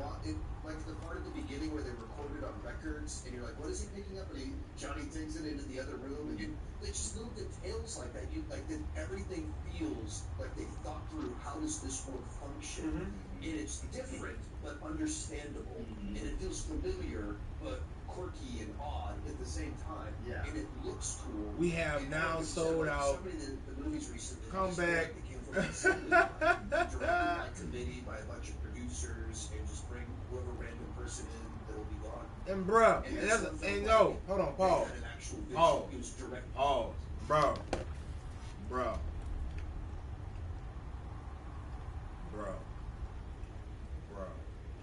When I say, as I was going into the auditorium, I saw somebody with one. But they was talking to somebody, so I was trying to be respectful. But I was walking slow as I can, bro. Like, I don't walk slow, bro. When I say I was trying to just pace myself, bro. And it's like, as soon as I got by the auditorium, this nigga wanna walk off. I'm like, this bitch. This bitch. Cause I swear to God, I was about to ask him, hey bro, you wanna sell that? $100 right now.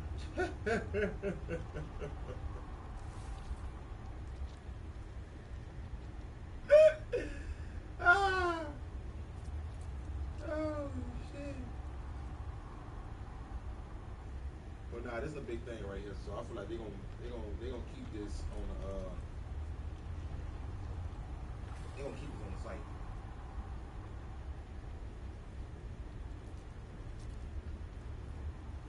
And they have no shirts needed. Actually, no Funko Pops, none of that shit.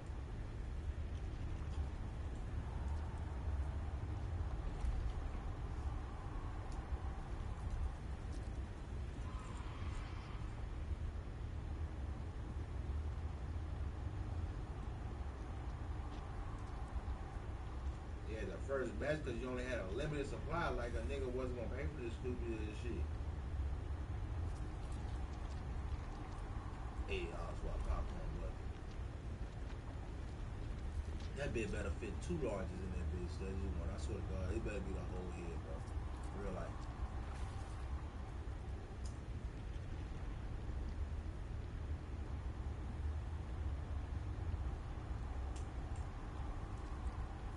You have like a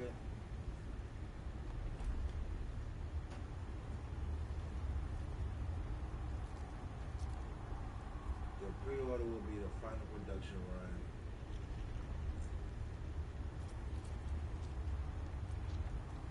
Oh my God, that nigga ain't gonna be able to get in until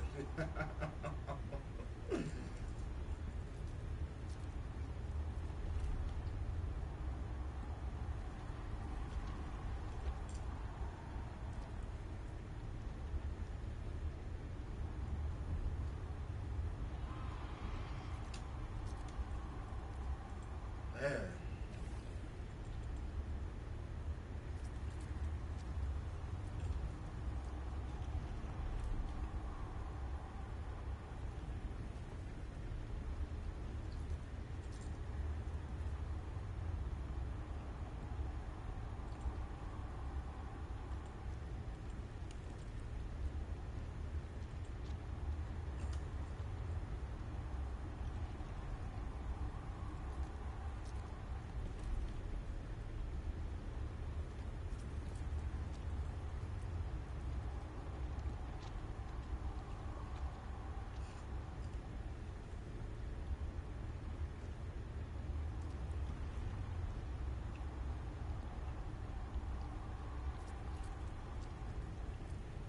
Obviously, I don't got this bitch on there.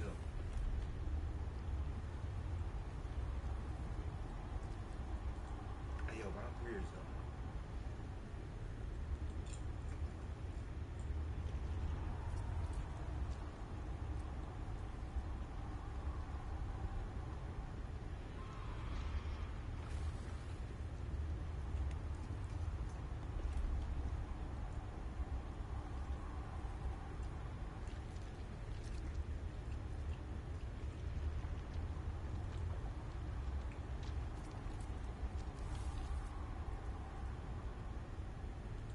He already know.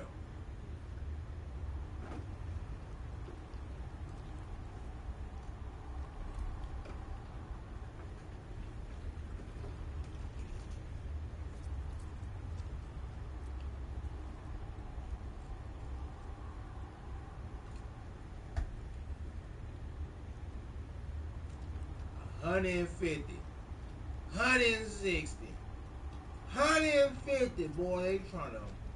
Boy, they trying to come up. Nigga said, fuck that. I did a DIY biz. Half the price.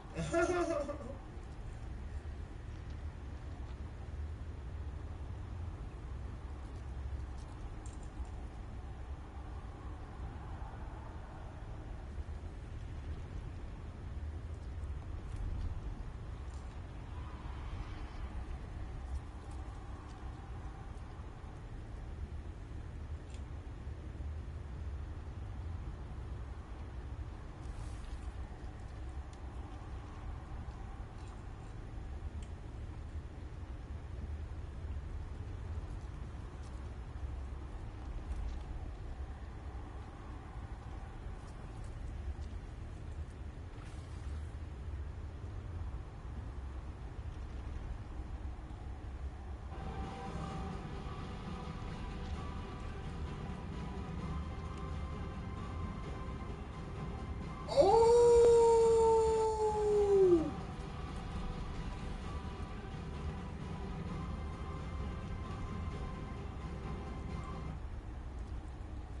That bitch go past the face though. Bruh. Bruh. Oh, fuck. Oh, fuck.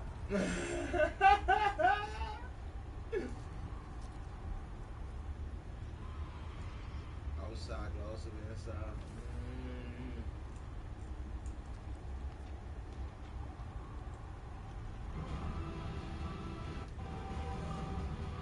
Oh my god.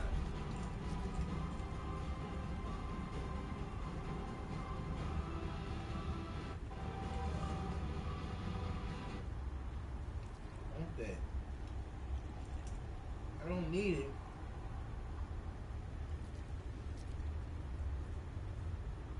I don't want that.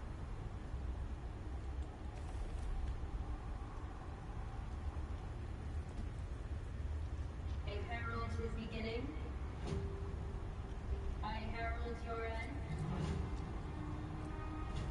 I herald.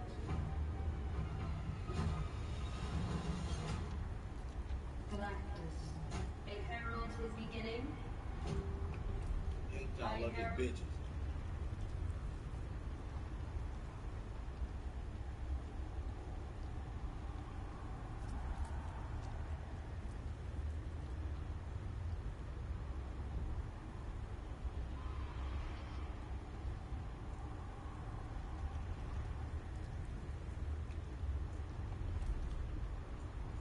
At least that bitch is actually deep. Like, I'm really thinking that bitch stopped at the fucking eyes type shit.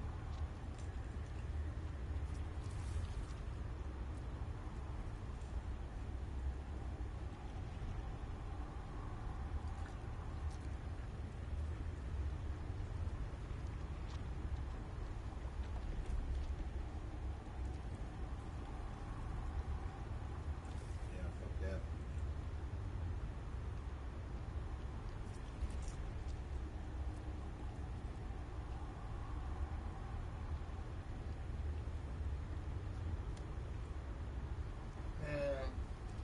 chance to keep that bitch in the shop.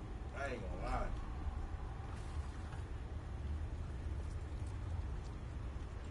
I ain't gonna lie. Keep that bitch in the shop. Simply because I feel like they're gonna make money off of it regardless. And they make money off of it. Why not put that money in making more of it? Then you can make more money off of it. It makes sense.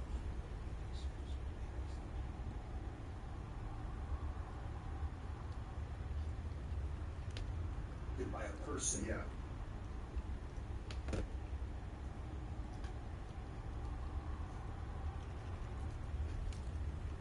It's like that. You like that. Everything feels like they thought through how does this world function, and it's different but understandable, and it feels familiar but quirky and odd at the same time. Yeah. And it looks cool. And kind of like what you said, like so many of the movies recently, they just feel like they came from an assembly line, directed by committee by a bunch of producers, and just bring whoever random person in that'll be gone. And this one felt like they had an actual vision. It was directed by a person that had a distinct feel that they wanted, and that was so refreshing.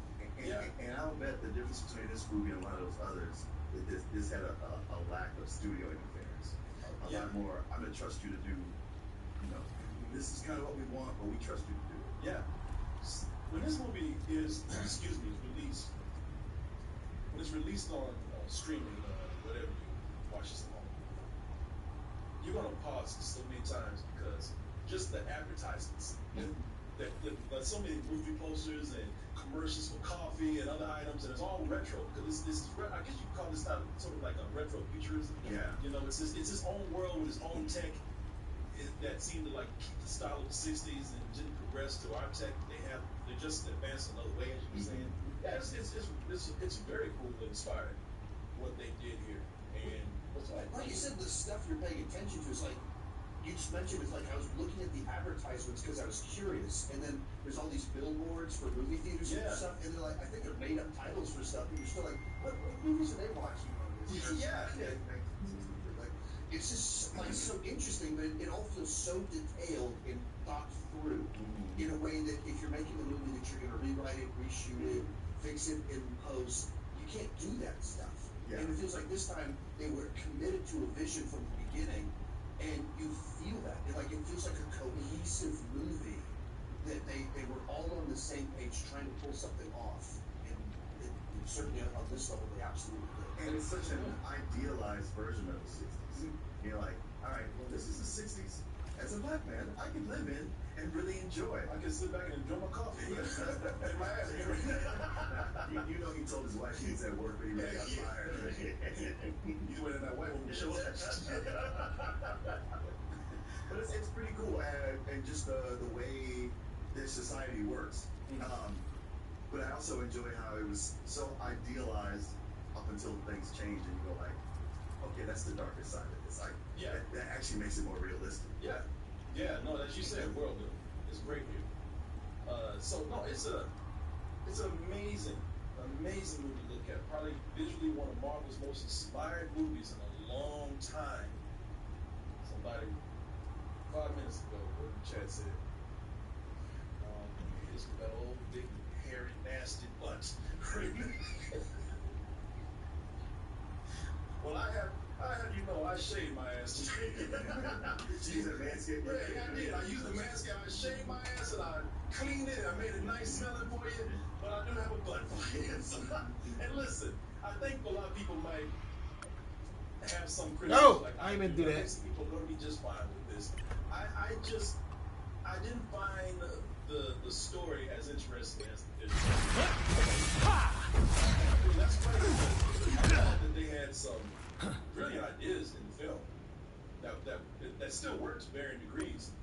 This whole thing with Galactus, who agreed not to eat Earth, there you just go. turn over the baby. Bro, if I wasn't streaming, I would have backed the out. whole thing, but it becomes political. Everybody, see, in this world, it's almost like what you have with Superman. It's a very comic book world. They've accepted like really crazy things. You have a big ass mole man can just dig to the middle of the city. That just happens on Tuesdays. Right. But it's the usual. So when Galactus comes down, people are getting used to things happening weird, but this is one of the biggest threats. They know he exists, and they send the Fantastic Four to go negotiate, or to stop him. Or to stop him. And when they come back to Earth, everybody's like, "So how did the negotiation go with the big guy?" He's cool, right? I like the way the whole world was responding to Galactus in really different ways. I won't say how, but they go around the world with newsreels and show you how everybody's having this different response to it. I think that's a good idea.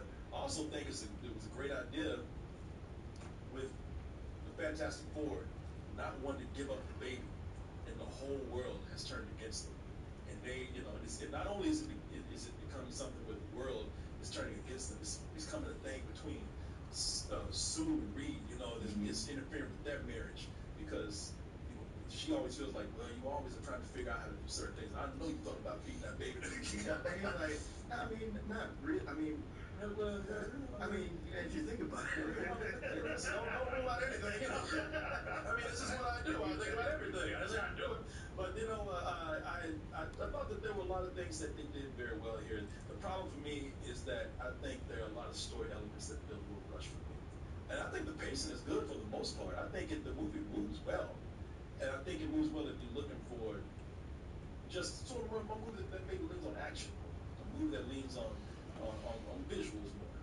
I think for me, I think there were just some things in here where if they had just taken a little more time to go a little further with the characters, maybe a little more polished on the story elements here, on some more development, I think that would have made me feel a little bit better about the movie. Because I do like a lot of things in the film. I like the Fantastic Four as a group.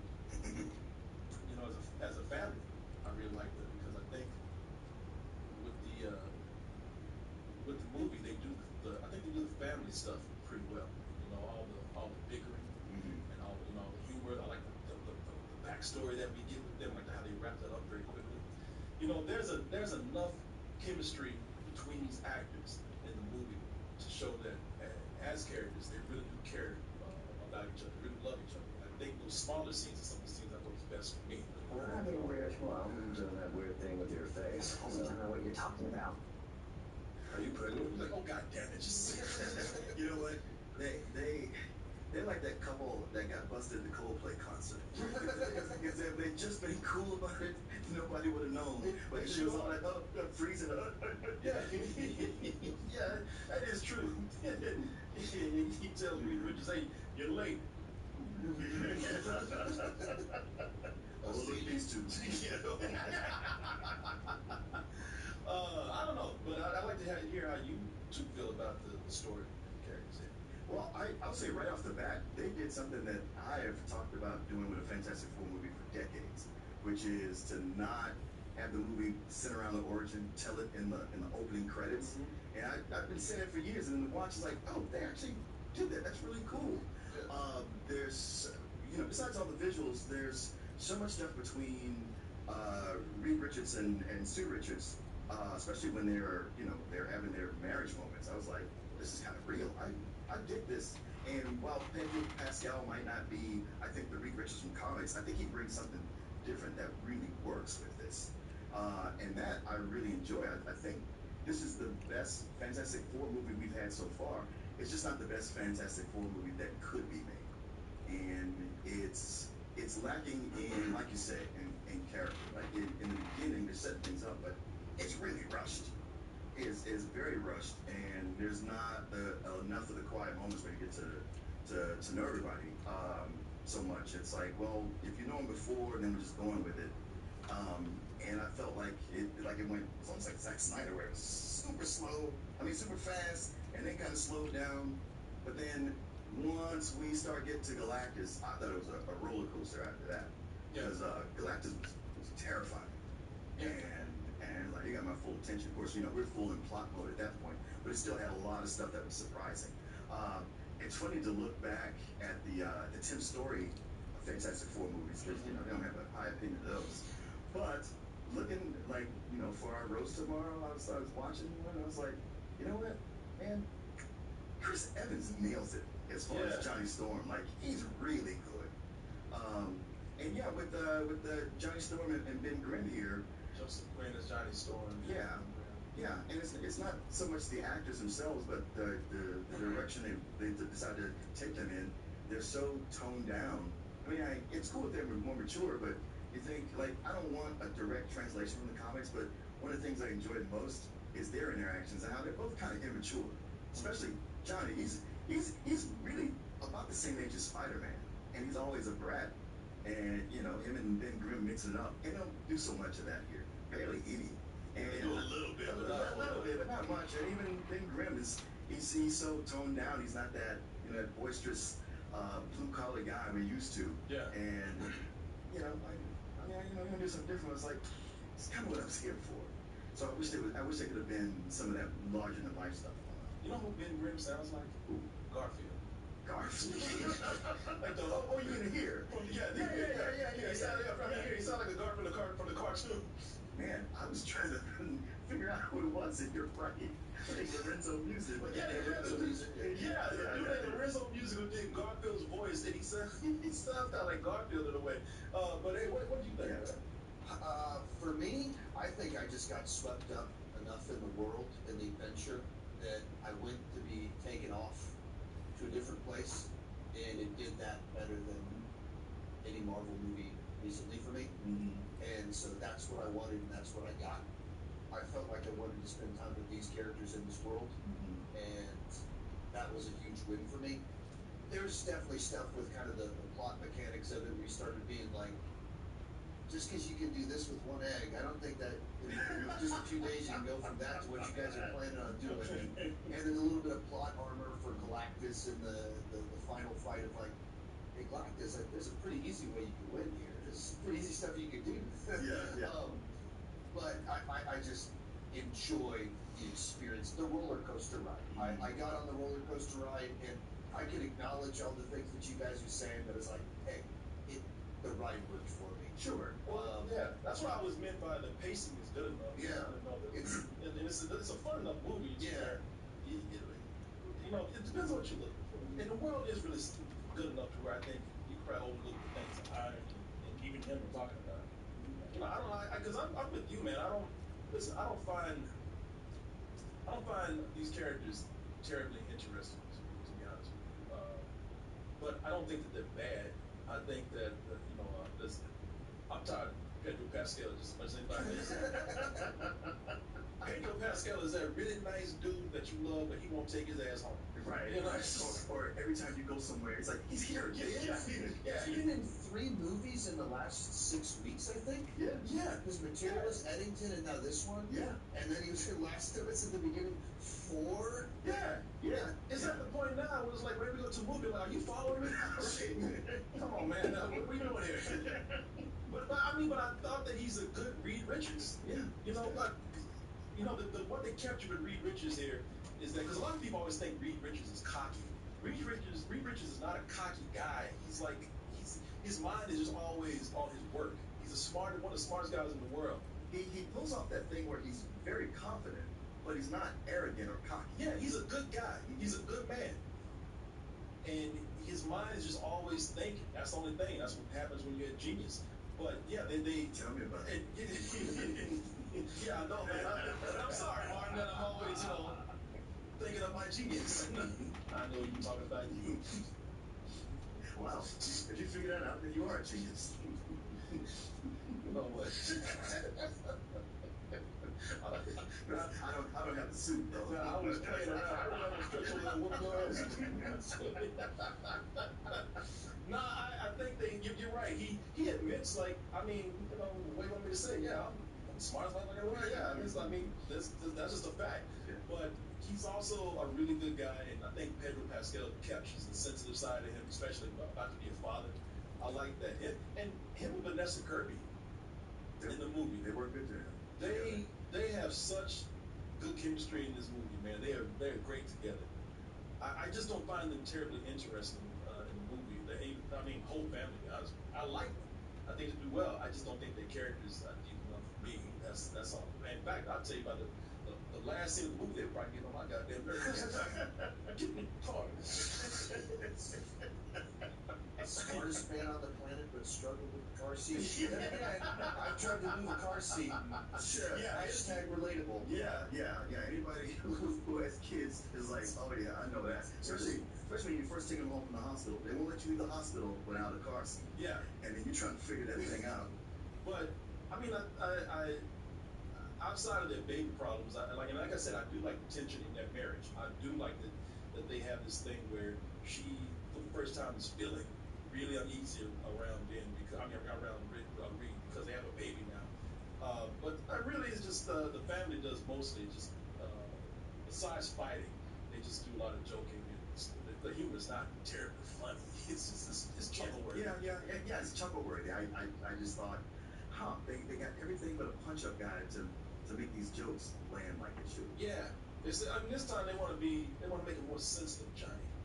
More sensitive Johnny Storm. So they're saying, we're not going to make him a womanizer. I'm like, I wish you did. Yeah. It's kind of cool, or at least having women falling over. One thing I thought was interesting is that they spend so much time in the Baxter building or on the spaceship. There's like, what women does John even interact with? It's literally just naked surfboard lady. So they make a joke about that.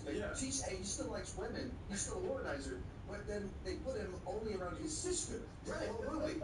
So it's like there's not an opportunity for him to be Johnny Storm. Yeah, and the thing is, there's so much of what's talking about this lacking. They edited this movie maybe too much because it was supposed to be more to it. Like even with John Malkovich as the Red Ghost, but they wanted to get the movie down to less than 2 hours or less. So there's probably a lot of good stuff they cut out just to hit that running time. I think I can feel that.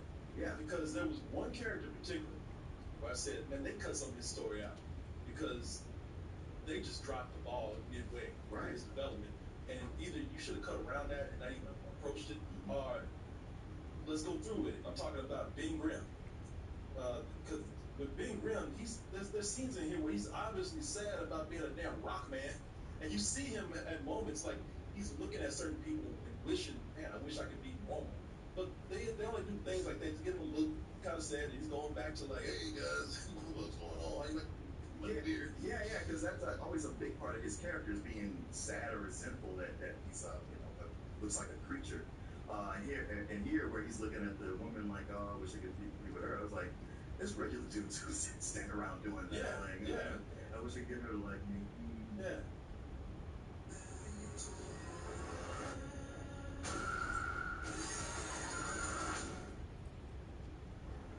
When life plays dirty, water wipes.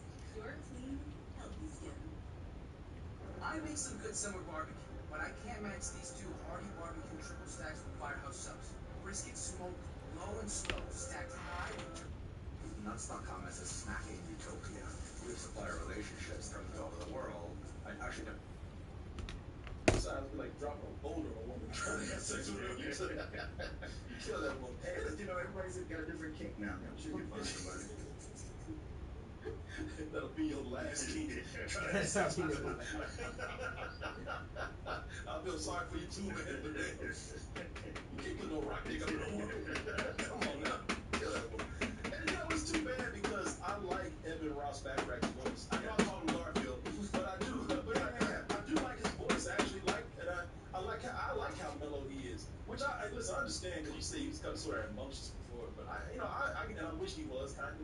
But I can also take this mellow side of him too. Yeah, I just wish it was a mix. But yeah, I can see that. But it's not enough to make me go like, oh, this movie sucks because of that. No, not at all. No, not at all. I think surprisingly, one of the deepest backstories in here is Silver Surfer. Sure. Played by Julia Garner. I think that character probably had the most complex emotional scenes in here, and probably one of the coolest backstories. Hold your mouth on close. And speak the words you were afraid to speak. I thought Julia Garner did an excellent job. Like, man, that CG character. That chick is such a Debbie Downer. God, we were all having a good time. I know. He's just saying, all right. She looked like a chick that just got out the shower naked. She was shining, hair slick back. She's showering with mercury. That's what she's shining. I'm still going to destroy your planet. Yeah, well, let me have this one last thing, man. Say what you're afraid to say. Hey, I want to hit that ass. You're first. If somebody say you jerk, what? What did I say? Do anything? No, I really. What you think about Julia Garner? As a civil servant. Yeah, I mean, I think they were able to bring a sensitivity to a character that told us all we were going to die. And kind of even the way that she's characterized, of the little interaction she has with Johnny, and the way that they kind of unfold her and the mystery of who she is and her backstory, that they build it out of that sensitivity, and that she has some awareness of she doesn't want to be doing what she's doing, and they don't overplay it. Yeah, they don't overplay it. And it's always there, and it slowly is unraveled as part of this mystery that Johnny's trying to figure out this variable that's interacting inside the system. So Man, I'll tell you, I think she has one of the best action scenes in the movie. It takes place with Galactus. And the thing is, she actually surfs. There's a scene with a lot of she's going to pleasure. And I love that scene. Plus, I like her, man. I think for a CG character, she's expressed because she looked pissed. She did. It's a brilliant scene because their ship is being chased by her full speed, and she's surfing her ass off and lobbing. It just looks amazing. And Sue Storm, she's in labor at the time. She's actually giving birth at that moment, and it's just a lot of stuff going on. I thought that was a really good scene in the film. There's a classic character that comes in from the comics, and I think it's a fun, small part. It's fun casting, but I think that story feels quickly thrown in, and it's just a quick fix to a problem. And so, like you said, not plot armor, but it was something. Yeah, it's something they just put in there real quick to fix the problem later on. It feels like something that would have been, probably what was on the editing floor, because I feel like it introduced very quickly, not much, and somebody would have been a lot more with him, so that when he came back later, it would mean something. Yeah, but just kind of throw him back in. Also, I wasn't crazy about the casting. It was like stunt casting. Yeah. I mean, he wasn't in that long enough for me to know who he was. And I like that actor, but I was like, you do like that actor. I was like, hey, you don't like that dude? I think it just didn't make any sense, and that is something they should have saved for another movie. Yeah.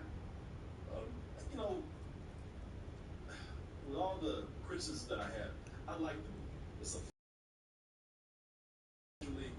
It's amazing. As far as story goes, I still think the best Fantastic Four movie is The Incredibles. Well, of course. Because I think the characters were much better written. Yeah. They had so much character and personality, and I think that I was hoping that the movie would actually. I mean, it's done. It's right there. But the characters were just not as good. Like I said, none of this makes the movie bad. As I said, it's like Superman. It's a really cool, full comic book. And they embrace that. And it actually feels like an episode, again, like Superman, it feels like an episode of a cartoon, but it feels like something that could have been a 30-minute cartoon stretched out to an hour. But it's amazing to look at. It just goes on to do. I think what really got me is that in the end, it went the comic book movie route. Yeah. I think that that's some of my criticisms. Not going to be as much as other people, but those are mine. Yeah, I pretty much agree with you. It is a very entertaining and enjoyable movie, and Sean, to your point, it was like they built a world that I was kind of like, I'd like to hang out here longer. Hey, does the movie have to end now? Because if it was a game, I would love to just walk around and Well, even some of the things you mentioned about the character with this potential stunt casting, even kind of the criticism is you want more of that.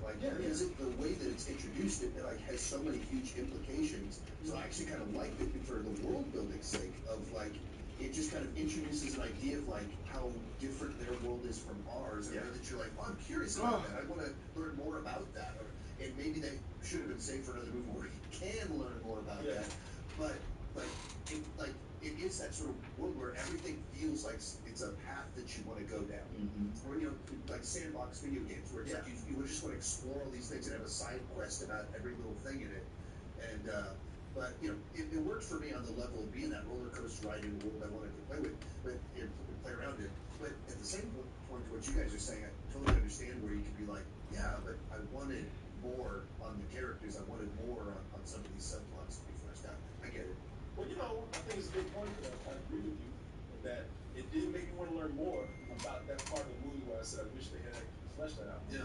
So, and I think it's a cool addition for, as I said, maybe another movie. But I'm curious. I'm gonna tell you the worst thing about it. Okay, all this stuff you can criticize, you can probably deal with, but there's something in this movie that I thought was unforgivable, and it's that goddamn baby. That baby was terrible. Well, they're not as bad as some other babies we've seen. Not for real. I don't know, man. That baby looked pretty bad to me. For one, that baby grew up in a day. That baby went from a newborn to being like a year old in 24 hours. Well, boy, it's the time dilation of birth is what it was. That CG baby was horrible in one scene. They got all these amazing effects in this movie, and they couldn't get that baby right. That baby looks so bad it was goddamn child abuse. That baby, they got a baby. They got a part of that baby was trying to grab something, which it was moving all crazy, like stop motion in a way. It was creepy. Have we ever seen a CG baby that looks good? Yeah. I can't name any because you know why? Because I'm like, well, it's natural. I don't think about it. But this one, I'm like, shit. No, put that thing. Hey, feed that baby to Galactus because that baby looks weird already. This my whole car ride home was talking with my wife like that baby was a nightmare. All these things perfectly like just praising the look of everything, and then the normal thing, the baby. Yeah. People just can't get babies right. That baby is worse than a Twilight baby. Well, usually with everything that's an effect, it's something outside of normal. Yeah. But with a baby, you know what a baby looks like. It's hard to trick a brain. Well, yeah, no, it is. That's why you have to take babies in the flash. Well, yeah, that's why you have to be very careful with a baby. Listen, maybe there isn't a baby that looks good, but that don't excuse anything. Just find a way around it. Do something. Make that baby turn into a creature for a little while. Because that baby was trying to grab something, it was moving all weird. And I was like, nah. There's one part where it wasn't even blinking. Like, I was like watching, I was like, is that baby blinked at all? Like, no, that's what I was like noticing. Like, why is that baby not blinking? Is that the superpower? Is that what this is like into? This is definitely the best version of the Fantastic Four films, thanks to the design. Those are fun and those are faithful to comedy. And like I said, for a lot of people, that alone will help it rise it above just another comedy. And I think that for me, it's just the story was just too familiar. Some things were just not interesting, and the characters could just use a little bit more to them. But as I said, I had a good time still. I had fun, and I would say this for me. This is a matinee. I had a good time. I really did feel the parts though where it's one of those movies where, okay, I get it, it's comic book. They just kept thinking of things in 5 minutes. Yeah. It was like, I get it, but that's a comic book movie thing to do. There's nothing wrong with it. It's just when it's one after another and it feels rushed. That's when I notice it, and that's when it gets to me. But it's fun. It's good. Go watch it. It's fun. Yeah. No, that didn't bother me.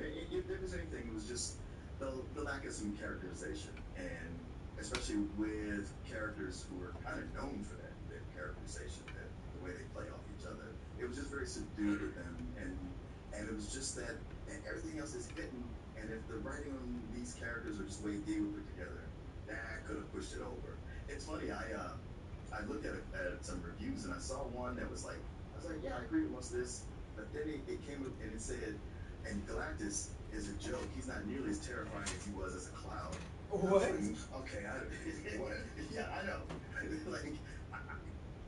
Wow. Maybe I don't agree with everything you said. What kind of cloud you smoking? Right. Because Galactus is just one of the best things in here. I mean, I knew they were going to make it, it was going to be better than what's been done before, but this was like, wow, I never looked at him like that. And that, just how intricate that is, that is so cool. It's such an entertaining movie. I liked it a lot. It's just short of being great. Maybe I didn't like it as much as Superman, but very close. It's a high matinee for me. Cool. Sir. What is our one above matinee? What's our Full price. I'm going full price on it. To me, I got swept off into a world, and that's what I went for, and so it worked for me at that level. Yeah. And in particular, we're talking about full price to see it on. It is visual. It's a movie worth seeing on a theater. Yeah. It's a great experience there. So I'm going full price. No, that's good. That's good. I think either way, you're not gonna lose money. No. So I can see watching it again just for the visuals. And I know you say like, well, wait till it comes to Disney Plus. That's gonna take too long. Yeah, and you should see it on the big screen. Mm-hmm. Like we were telling you, there's so many details to catch, and you need to see it big. There's just so much about it that's about the scale. Yeah. Like we said earlier, beyond just the coolness of this different world, Galactus, like there's a whole space sequence that's like reminiscent of Interstellar and Star Trek 4, while there's a surfer in it. There's like great cinematic stuff. But then beyond that, as we said, like the ads in the background when they're on the street are like those sorts of details that you don't pick up when you're watching it at home on TV, when you're seeing it on the big screen. You're just like all of these little things they thought through, and that's the stuff to me that's really elevated of like feeling like I'm in a different place at a different time, in loving being in that environment. Creatively, is one of the best looking movies of the year. I'm kind of stick with that. And somebody asked about stickers. I think they're worth it. Don't expect to be blown away. You do get something that you've been looking for, and another one is pretty fun. So you're not wasting your time sitting through to the last one. I think it's fun. It's funny. Usually, I always think, well, the first stinger is the good one, and the one you wait for, that's the dog. And this time, I like them in reverse order. I like the last one more than the first one. Yeah, I did too. And the last one's just a fun thing. It's not even. That's really not even adding to the story. Kind of goes into some of the discussion, the more you have that richer history with Fantastic Four and the other pop. Not trying to spoil, but the other pop culture stuff. The one at the end hits if you know all that other stuff. Yeah. And if you're looking for the tease for what's coming, the middle one's the tease. Yeah. Somebody said, how many MF Doom songs did you use? All of them.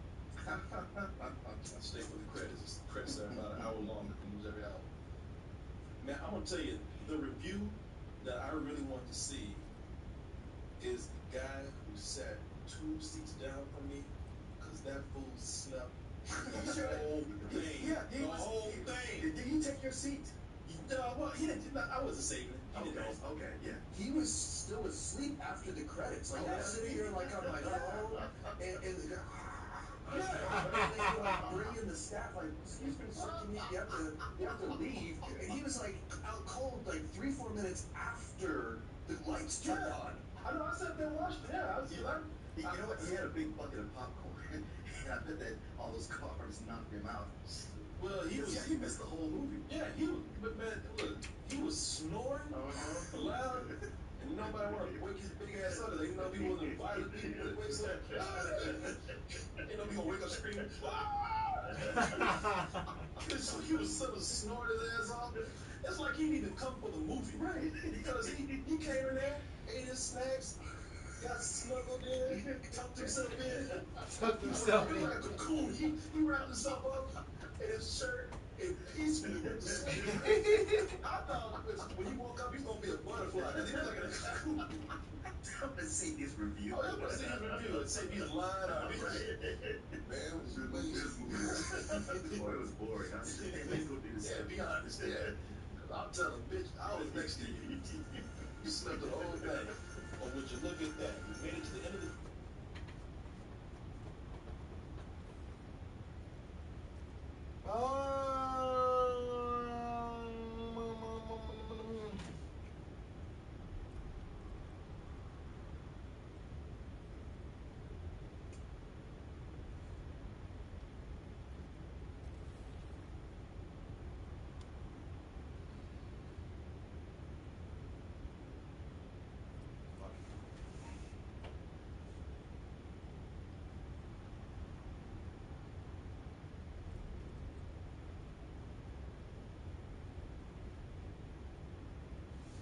Stephanie McCurry.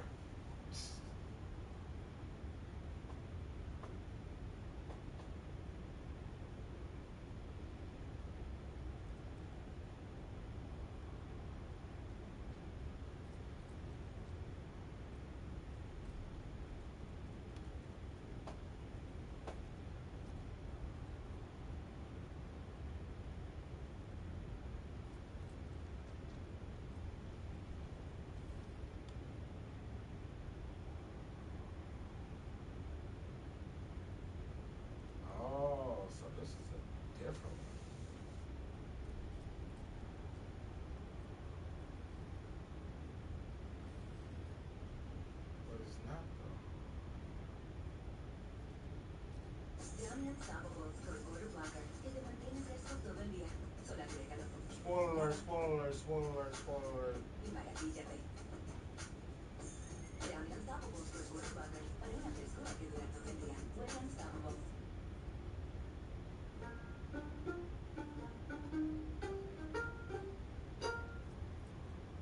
Are you the protectors of this world? Your planet is now marked for death. It's my fault.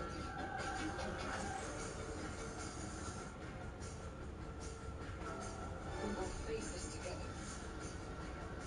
It all kicks off on Earth 828. We see the brilliant Mr. Fantastic Yeah, doing that's his the same thing, guy. organizing gadgets while searching for this odd combo, aloe vera and iodine. Can't find it anywhere. That's when his wife, Sue Storm, aka the Invisible Woman, offers to go look for it. But something's off. She walks out of the bathroom looking all tense. Instead of heading out, she hands him a pregnancy test. It's positive. They had been trying for 2 years. Nothing. It got so painful they stopped talking about it, thinking maybe parenthood just wasn't in the cards for them. Today, everything changed. Emotions run high. What they wanted most is finally happening. They're going to be parents. Then, boom, we cut to this big commemoration event celebrating 4 years since the Fantastic Four first came together. The host starts telling their story, how 4 bold explorers, Dr. Reed Richards, his best bud Ben Grimm, his wife Sue Storm, and her little brother Johnny Storm, set out on a space mission that flipped their lives upside down. During that mission, they got hit with a wild cosmic storm that rewired their DNA. When they made it back to Earth, things got weird in a superhuman kind of way. They started showing insane powers, and just like that, the Fantastic Four were born. Right after their transformation, they were already facing giant monsters and impossible threats, testing their grit, unity, and what it really meant to be a family. One of their most legendary feats, when they took down the Mole Man, who tried to steal the whole freaking Panem building. Didn't get far. The team shut that down real quick. They also wrecked the Mad Thinker's plan to sabotage New York City. And let's not forget the Red Ghost and his Super Ape beaten through pure guts and teeth. Their bravery made them more than just heroes. They became Oh yeah, and I like how when they first started off, they had the regular blue and black uniforms. Like, yeah, that was dope. Negotiate a freaking peace treaty with the Mole Man himself. Not bad, right? At the ceremony, the crowd goes wild as each of them is introduced. The genius, Mr. Fantastic, the sharp-minded Sue Storm, the fearless Johnny Storm, aka the Human Torch, and the rock-solid Ben Grimm, the Thing. The people love them, cheer for them, claim them as their own. They're not just superheroes, they're protectors. After the celebration, we catch them getting ready for a cozy family dinner with their loyal, always-on-point robot assistant helping out. Sue and Reed show up a little late. Someone cracks a joke about their delay, which throws Sue off for a second. Cue the awkward laughs and suspicious looks. Everyone starts sensing something's up, especially with how the couple's acting. And then, boom, Sue drops the news. She's pregnant. The room explodes with joy. Johnny and Ben are just as hyped as the future parents, straight up celebrating that they're going to be uncles. They promise to step up and be the best. The Fantastic family is growing, and everyone knows the best is yet to come. Even the news channels are buzzing. The 4 Fantastic are about to become 5. The hype is real. The whole crew kicks into baby prep mode, reorganizing their space, brushing up on parenting stuff, and doing their best to be ready for what's coming. But one question keeps floating around. Is this kid going to be born with powers, or just be a regular human? During a checkup for an ultrasound, a sudden alert from space cuts the moment short. Right then, Johnny storms in, all excited. He's found the designs for the team's new suits, but Mr. Fantastic hits him with a serious face. There's a new transmission, and it needs his full attention now. They gear up to receive the signal, but just before they can, boom, power outage, total blackout. Without missing a beat, Johnny lights up the room with his powers so they can keep things moving. A little later, Sue Storm finds out her husband kinda outsourced crib assembly to their robot assistant, but as she looks into it more, she realizes Reed's been building something else on the side. A high-tech machine designed to analyze if the baby's gonna have genetic mutation or superpowers. Mr. Fantastic breaks it down. Anyone can build a crib, sure, but barely anyone on Earth can build a machine that might tell if their kid's going to be affected by the same cosmic radiation that rewired his own DNA. He believes it's crucial to be cautious, because who knows what kind of consequences could come out of it. But Sue, calm and steady like always, chooses not to rely on any machine. She uses her powers to show Reed a vivid, glowing image of the baby growing inside her. A perfectly normal little boy, at least on the outside. With quiet strength and love, she reminds him that not everything needs to be measured to be understood. Meanwhile, across town, Ben Grimm, the Thing, is just taking a stroll, blending in with the crowd as best he can. A bunch of kids run up to him, starstruck, asking if he can lift a car just for fun. Ben chuckles, shrugs, and makes it happen, hoisting the car like it's nothing. The kids lose it, cheering like crazy. Back at home, Reed proudly announces he's finally finished putting the crypt together. He explains how he's been collecting data non-stop, trying to stay ahead of any risk to build a future where his kid can be safe. But just when things start to feel calm again, the sky splits open. Something massive tears through the atmosphere. Johnny flames on and shoots up to check it out, only to see something straight up terrifying. A powerful figure, Shalabal, has just landed on Earth, and she's leaving chaos in her wake. The Fantastic Four regroup on solid ground, ready to face whatever's coming. Shalabal lands with a heavy presence and a solemn tone. She announces that her planet is doomed. Her world's about to be wiped out by an unstoppable force, the Devourer of Worlds. Stopping him?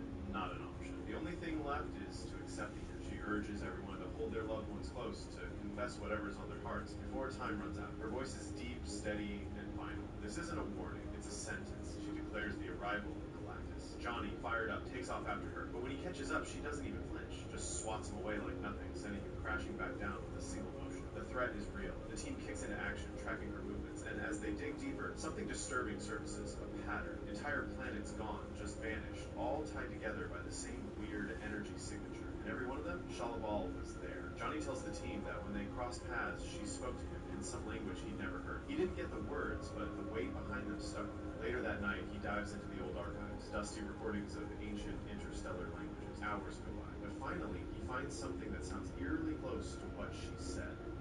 Meanwhile, Mr. Fantastic rolls out the new suits, high-tech, sleek, and fully upgraded. He breaks it down for the team, enhanced functions, built to handle extreme conditions, whether they're fighting for their lives or exploring the far reaches of space. Right now, safety comes first for the team and for the baby on the way. The Fantastic Four step back into the public eye at a huge event. Reed Richards takes the mic and reflects. 4 years ago, they were just explorers with a shared dream to reach the stars. Space was the final frontier, full of promise and wonder. But the unknown doesn't come free. It brings fear, change, and responsibility. That's why today they're heading back into space, not as dreamers, but as defenders of humankind. After the speech, Ben Grimm walks up to Reed to thank him for the new gear, but also to drop something real. He tells him to stop blaming himself for what happened all those years ago. Reed still feels guilty, thinking the old suits he designed caused their mutations, but Ben, always blunt and honest, reminds him none of them hold that against him, and it's time to stop carrying that weight into this next mission. With hearts steady and purpose locked in, they wave goodbye to the crowd. They board the ship, buckle in, and just like that, the journey begins. Earth fades behind them as they rocket into deep space, hitting speeds faster than light. They're heading straight for Galactus, though no one really knows what this colossal being even looks like. After scanning the radar for hours, they finally pick up a massive energy anomaly. They follow the signal to a planet being torn apart, mercilessly consumed. Everything that once lived there, gone. Mr. Fantastic runs the numbers. Galactus' ship is about 13% bigger than Earth. That stat alone makes the threat feel even more real. Sue Storm uses her invisibility to slip into the giant structure, but she doesn't stay hidden for long. Galactus, an entity of unfathomable power, detects her. He scans each of them, even the unborn child growing inside Sue. Then Shalabal shows up again, calm, cold, and distant. She says Galactus is ready to receive them, and that they never should have come. As they land, the team braces themselves for whatever's coming. They send Herbie, their loyal robot, to collect whatever samples he can for analysis. But Shalabal makes something very clear. Galactus doesn't choose the planets he consumes. She does. It's her duty and her curse. Johnny steps toward her, eyes full of guts and questions, asking what those words meant, the ones she whispered before tossing him off her board. Shalabal looks at him, her face unreadable, and answers in a quiet weep. In her language, it was a blessing. It meant to die with your love. Finally, they come face to face with Galactus, the feared devourer of worlds. But, to their surprise, he doesn't obliterate them with a smile. Instead, he gives them something rare, his attention. His voice, deep and ancient, like the universe itself, rumbles as he speaks. He reveals that once, long ago, he was just like them, small, fragile human. That was millions of years ago, before the cosmic hunger overtook, before he became the force of destruction they now stand upon. Gazing down on them with massive, detached presence, he tells them they travel far, hoping to beg for mercy. He believes he understands their mission, that they think they're worthy enough to save their world. But Galactus isn't really interested in that. What he wants is the unborn child. He declares that the child Sue Storm carries, her and Reed Richards' son, is the key. Within him lies something beyond human comprehend, a raw, ancient cosmic power just waiting. Galactus makes his offer. He'll spare Earth, but only if they hand over the baby. Only then will the destruction stop. That child is Franklin Richards. In the records of the cosmos, Franklin is marked as an Omega Level 2, a being with God-tier abilities, including reality-warping powers and massive psionic force. In countless possible futures, he becomes one of the most powerful entities the universe has ever known.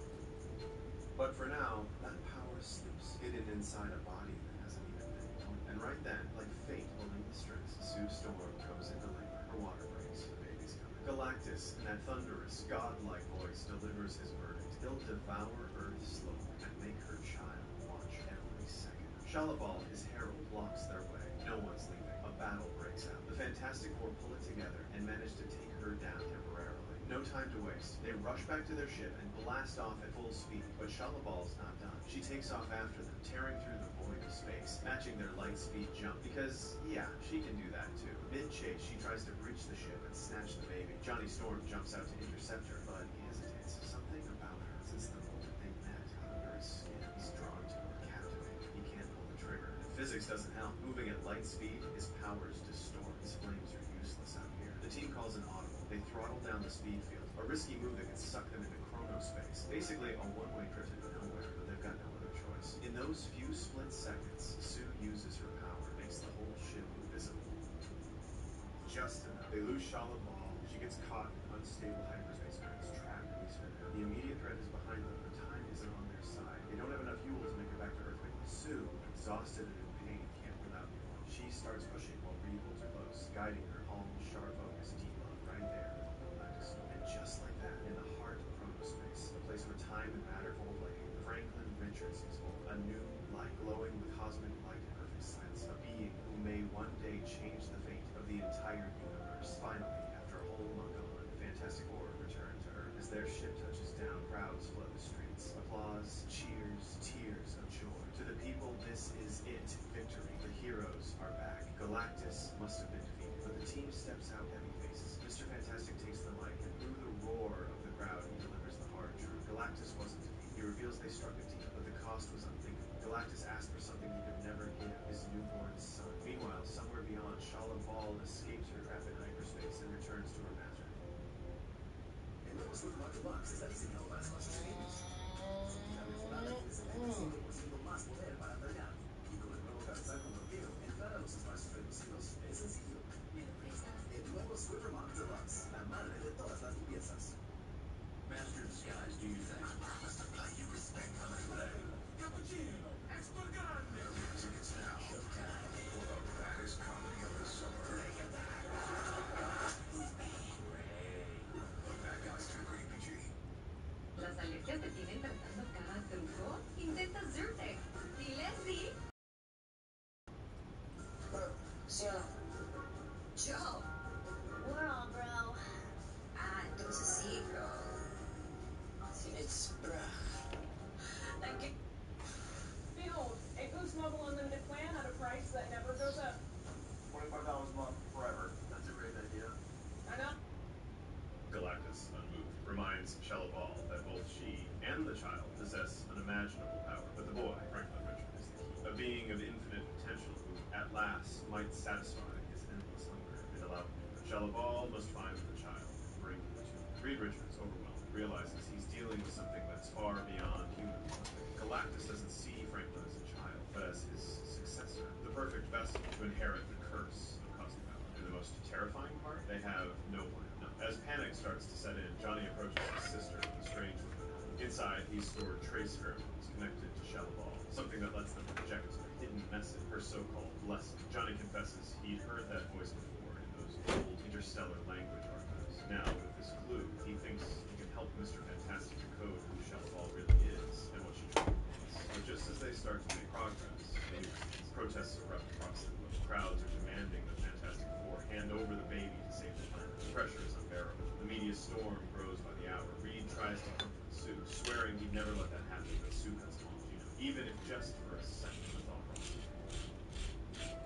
That is all it takes for the trust to crack. Without a word, disappointed and hurt, Sue walks away from her husband. Out on the streets, the tension is thick, almost suffocating. Massive crowds have taken over, demanding the unthinkable, the life of a newborn in exchange for the survival of the planet. Uncertainty has turned into hysteria. Fear has become a wildfire, fueled by collective desperation. And then, from deep inside the building, someone steps in. No cape, no shield, no armor, but she walks like nothing can touch her. Sue Storm appears, face steady, steps unwavering, soul burning. In her arms, she holds her newborn son, Franklin Richards, the child the world already painted as a threat before he ever opened his eyes. She walks through the crowd like a lighthouse in a storm, unfazed by the shouting, the signs, the flashing cameras. every step says the same thing. She's not here to ask for permission. She's here to make one thing crystal clear. She climbs a makeshift platform and rises above the chaos. In that instant, the whole city goes silent. The same faces that were filled with fury now show hesitation. The sight is impossible to ignore. A mother standing before the judgment of the world, holding in her arms the most precious gift the universe ever gave her. She wasn't there to apologize or to make empty promises. She came with one simple, powerful truth. That child wasn't a symbol, wasn't a weapon, wasn't some price to be paid. He was her son, and if the world thought it had the right to demand him, then it was about to find out just how far a united family could go. She wasn't willing to sacrifice her baby to save the planet, but she also wasn't about to let the planet die just to protect her own. In her heart, the line had already been drawn. That day, Sue Storm didn't need to raise her voice. She didn't need to turn invisible or create force fields. Her will was her shield, her love was her power. And there, in front of millions of eyes, she made a choice no cosmic force could ever bend. They would fight, not for duty, not for glory, but for what really mattered. They would fight for their child, for humanity, for the future. And they do it the only way they ever knew how, together, as a family that doesn't break. The crowd erupts into applause. Everyone's with her. Then, Mr. Galactic steps forward, says he has the ultimate solution. Move Earth, relocate the entire planet to a part of the universe so far, so hidden, that Galactus would never find it. He explains he's already built an interdimensional bridge. So far, he's only managed to teleport a single egg a few feet, but still, standing before all of humanity, he lays out the boldest plan yet. Move the entire Earth to a corner of the cosmos where it can stay hidden for millions of years. To pull off something this massive, they'll need every resource, every ounce of power they've got. For that, humanity has to step up. Every single person will need to cut their energy use to the bare minimum. Every light turned off, every screen powered down, it all matters. That saved energy is what will fuel the quantum bridges needed to move the planet. Meanwhile, Johnny finally cracks the full code behind Shalabal's ancient language. With that knowledge in hand, he prepares to trigger his part of the plan, initiating Earth's displacement. But just when things seem to be going right, Shalabal reappears out of nowhere. She sabotages the connections, killing the momentum in the most critical phase. Johnny doesn't flinch. He goes out to meet her, calm and focused. He plays back intercepted transmission from deep space right in front of her. In her own language, he tells her he knows. He's figured out who she really is. He's pieced together her past, bit by bit, through fragments of her native tongue. And now, he speaks the truth. She was once a brilliant scientist. When Galactus came to her world, she offered him eternal loyalty in exchange for sparing her family. He accepted and remade her. Those mysterious transmissions, they weren't warning. They were thank you messages from the only planet Galactus ever spared. Face to face with the truth, Johnny forces her to confront what she buried long ago. She reminds them it was her who led Galactus to all those worlds, the ones now reduced to ash. And now she's bringing him here to her. Shalabal's rabbi guild backs off, visibly shaken. Johnny follows, trying to break through to whatever's left of her humanity. He tells her he gets it. She was just protecting her planet, same as he's doing now. But she's done pretending. Broken inside, she demands the child. Says if Franklin were older, he'd make the sacrifice himself, just like she would. Johnny, who offers himself to death, but she shuts him down. It's not his fault. Then, with a voice that's more ice than air, she drops the bomb. They have to save him, even if it means sacrificing the whole damn world. That is, if they still have time. So, after a tense back and forth, a crazy plan starts to form. Forget trying to move the planet out of Galactus' path. Instead, they're going to try to move Galactus away from the planet. The key? Split him from his ship. That's his powers, his GPS, everything. If the math checks out, they might be able to launch him to the farthest edge of the universe. And without his ride, he's stuck, stranded in the middle of cosmic nowhere. Then Sue Storm steps up. She says the plan can work, but there's one catch. To pull it off, they'll need baby Franklin out. At first, the others flat out refuse. There's no way they're dragging the baby into this. But with zero other options on the table, reality hits hard. So, yeah, with heavy hearts but locked in minds, they agree, and the plan goes into motion. To really make this thing work, they call in Harvey, better known as the Mole Man, underground pro, king of the tunnel. He takes charge of the mass evacuation, guiding people down into the deep shelters, far from the chaos that's about to break loose. Under his lead, thousands begin to move underground, while above, the stage is being set for the final act. The Fantastic Four, nerves shredded, bring baby Franklin to the designated spot. They place him right in the middle of the zone, along fate. The silence is thick. Everyone's holding their breath. Then he comes, Galactus, descending from his ship like a cosmic god, silent and terrified. He scans the field, looking for the child. Just his presence makes the air vibrate. Space itself bends around him, and when his feet hit the ground, that's the cue. The four strike from all sides. Quick, calculated hits, trying to shake him, lead him straight into the trap, but it's no use. They realize it fast. This dude's not a villain. He's a force of nature. You can't cut him, can't blind him, can't even slow him down. His power, it's beyond reason. For a moment, it looks like the trap might work, but then he stops, rises to full height, and with a voice that sounds like the end of the world, he roars, deceitful world. storms.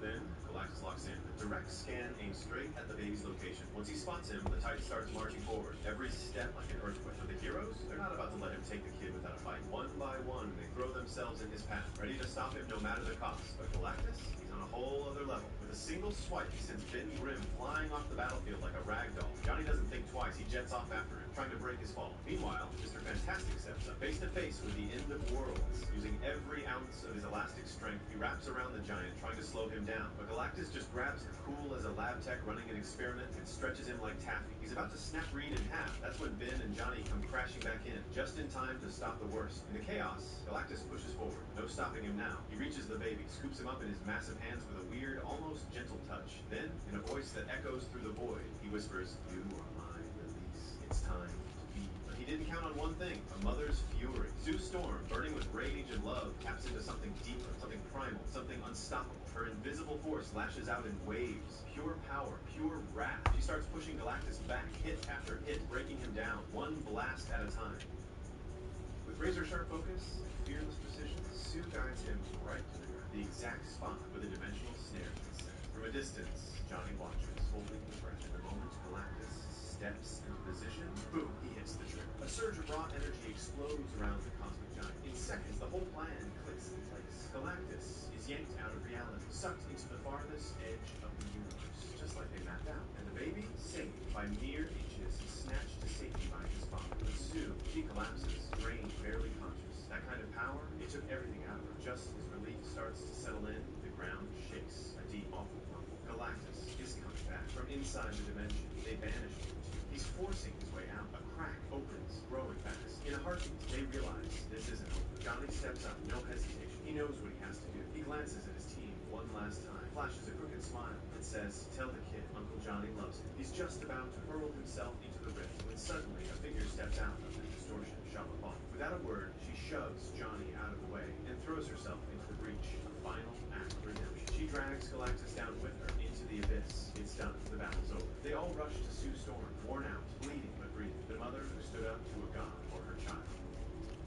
Sue Storm was lying there, breathless. Her body completely still, looked like it had just given out after one hell of an effort. Reed, her husband, was spiraling into panic, doing everything he could to bring her back. He called her name, pushed on her chest, begged her to wake up. But nothing, no response, just silence. The kind of silence that makes it feel like the whole universe just stopped to watch. That's when Franklin, their little boy, started getting less. Cradled in the arms of the teammate, he squirmed and cried out, reaching toward his mom like he could feel her absence deep in his tiny soul. Seeing that, they gently laid him next to Sue's motionless body. And then, something no one saw coming happened. A warm, glowing energy, like something straight out of heaven, poured out of the kid. Suddenly, Sue's heart kicked back in. She gasped, her lungs filled with air, and her eyes flew open. She was alive. And Franklin, he clapped his little hands like he knew exactly what he'd done. Sue looked at eyes trembling with tears, then turned to Reed. Her voice was weak, full of wonder, and she said, "I felt it. I felt his energy. Our son's not like us. He's so much more. The planet had been saved, the baby too. And now even his mother was back because of him."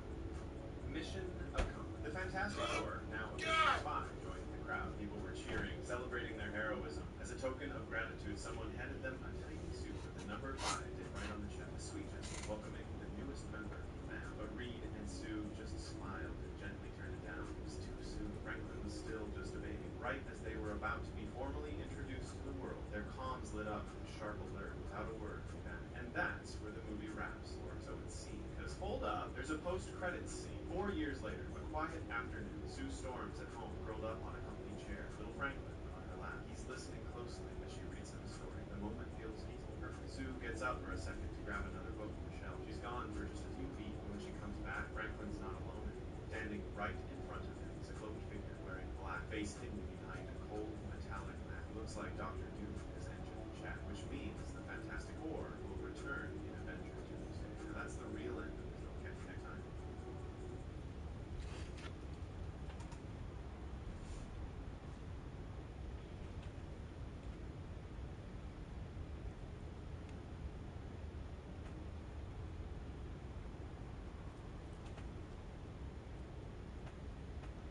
Thank you to Factor for sponsoring this video. More on them in just a bit. Fantastic Four First Step spoiler talk today, people. Oh man, there's something to go into. Well, we just shot, so that's the day. That means yesterday, the Doctor Doom post-credit scene. video Is discussion. it already up? Should be up. Okay. That should be up. Understood. That should be up, so you guys can watch that. We theorized a lot about how that will lead into Doomsday. Kind of landed on a pretty cool Big theory. moment at the end. Big moment at the end that we got pretty excited about. Like, wait a minute, this actually makes a lot of sense. So yeah, I would go.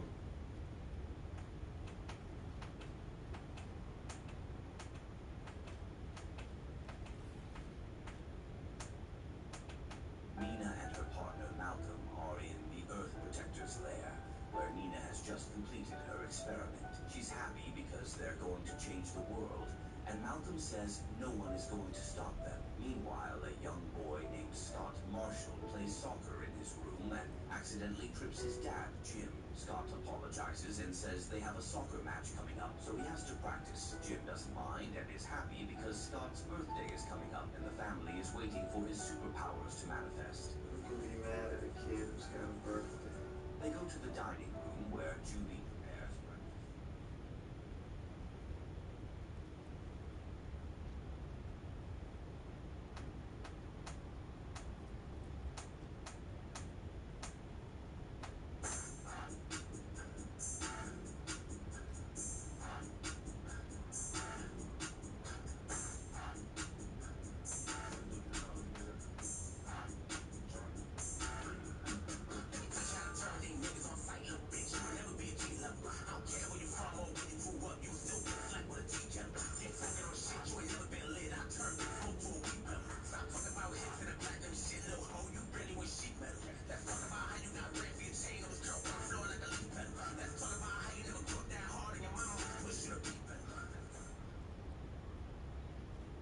Lord have mercy.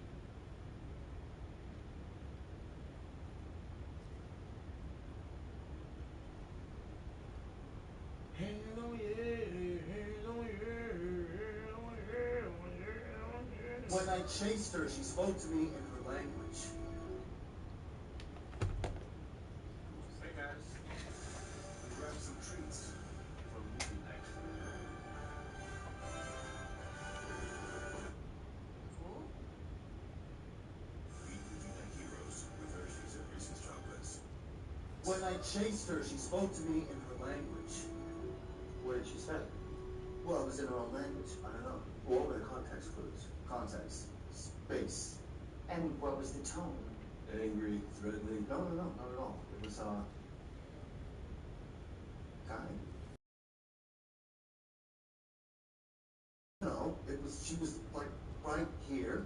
And I was looking into her beautiful face, and I saw stars, and I could see me in her face. She spoke to me, and it was kind of, Warren? kind. No, I get it. Johnny loves space, Johnny loves women, now there's a literal naked space woman, and Johnny thinks they had a moment. Are you the protectors of this world? Yes, we are. Your planet's not Your marked. planet is now marked for death. Your world will be consumed by the Devourer. There is nothing you can do to stop him, for he is a universal force, as essential as the stars. Hold your loved ones close, and speak the words you've been afraid to speak. Use this time to rejoice and celebrate, for your time is short. I herald his beginning, I herald your end, I herald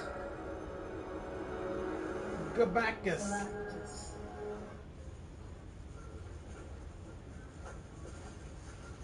What are you doing? What do you mean, what am I doing? You're gonna ruin your appetite. I'm hungry. Never late for Sunday dinner. Should we wait? Yes. You're late. What do you mean? What do you mean, Mama? We're late for dinner. Oh, yes, we are. Really? Right, see one minute. Yes, we were just, Put some alibi down just on had my to shoulder. do my shoulder. Why is that breakfast here out from the dinner table? Why are you being weird? No, I'm not being weird. Well, you're doing that weird thing with your face. I don't know what you're talking about. Ah,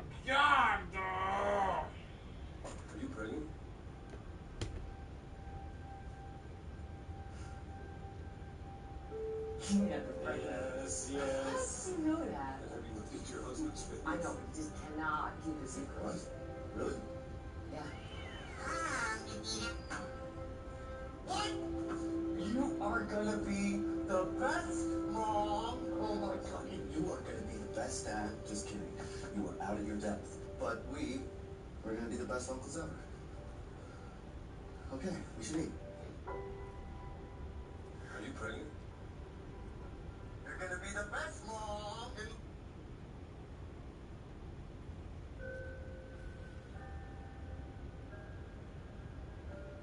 Fazbear's Pizza. Definitely not for dessert. Maybe for a franchise location. This is the original. Nobody's been here for decades. Some little girl got murdered here. Did you guys see that? Hey, what?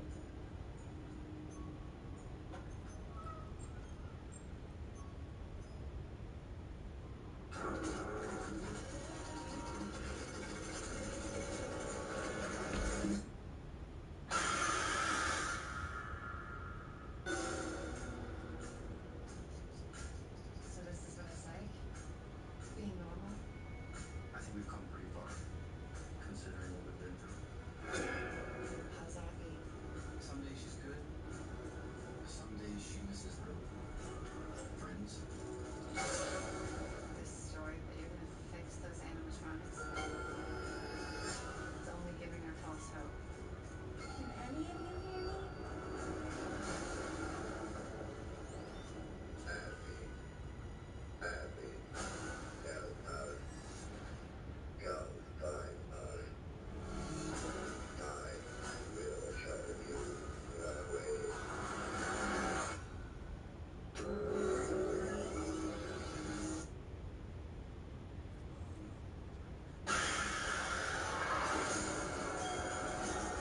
They're out there, Mike. Where? Everywhere. Where are you gonna want? You want them with you.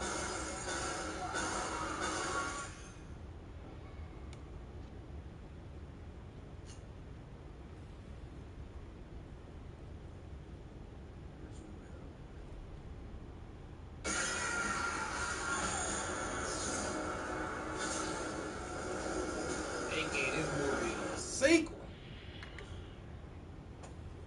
What? Check out these deals of the week at Walgreens.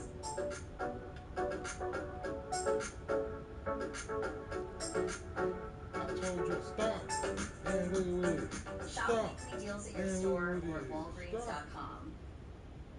Oh man, Zap, another Superman video?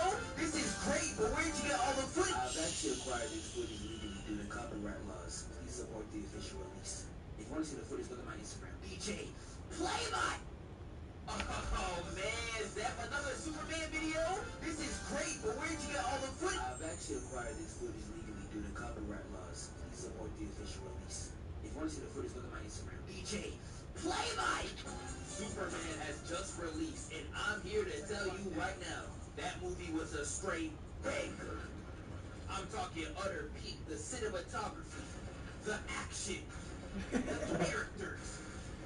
There's nothing you can tell me that won't have me rank this as one of the best superhero movies of all time. And I've been seeing a lot, and I mean a lot, of y'all trying to hate online, and all I gotta say is gun to the back of your head.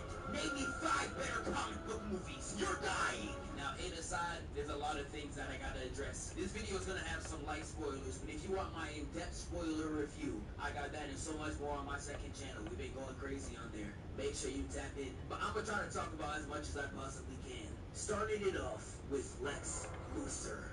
Lex Luthor really surprised me this entire movie. Every single time he was on the screen, I was just being reminded that he is one of the greatest haters of all time. He didn't care how much money he had to use, how much resources he had to expend. As long as he was able to continue to hate on Superman, he was winning. Now trust me, brother, if I was looking like an overgrown Caillou, I would have a lot to hate in the world too. Man, back up a little Bill. Who said that? But hating is low-key insane. Let's just go over some of Lex's crimes. Number one, this man, despite all the good that Superman was doing, was only hating on him due to unwarranted racism.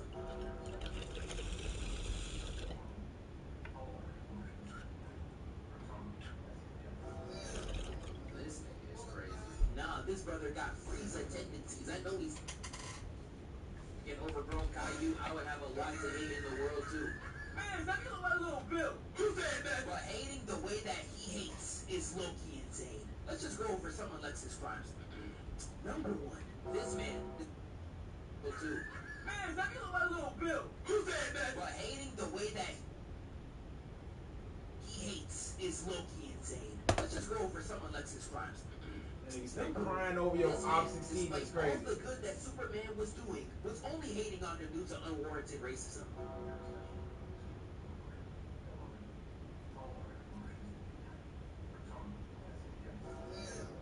This nigga is crazy. Nah, this brother.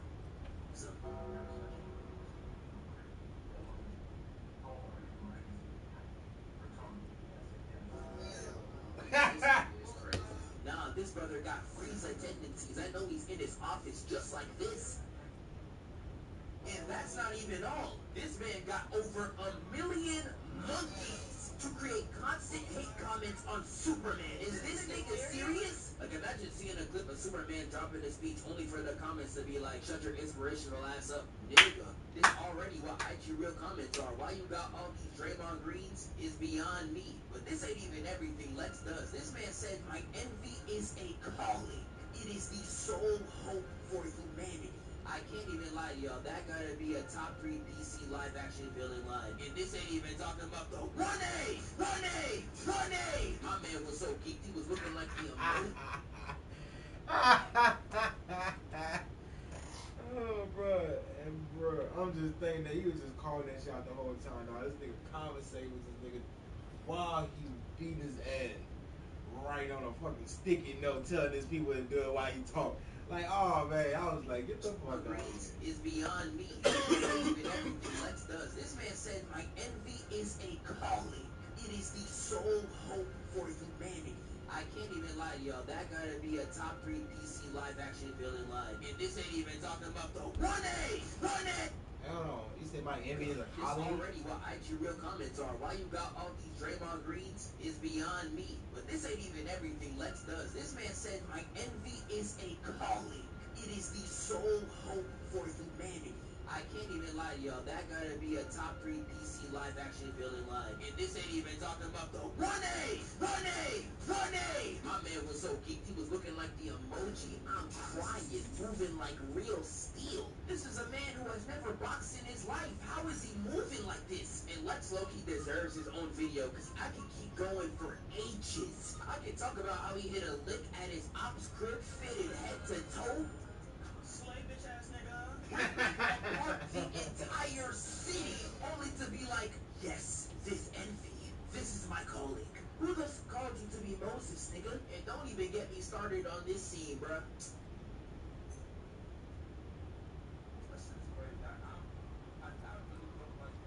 Rip my goat, but he did get Rip what my he goat. deserved. Rip my This goat. scene, bruh. Entire city, only to be like, yes, this envy, this is my calling. Who the f called you to be Moses, nigga? And don't even get me started on this scene, bruh.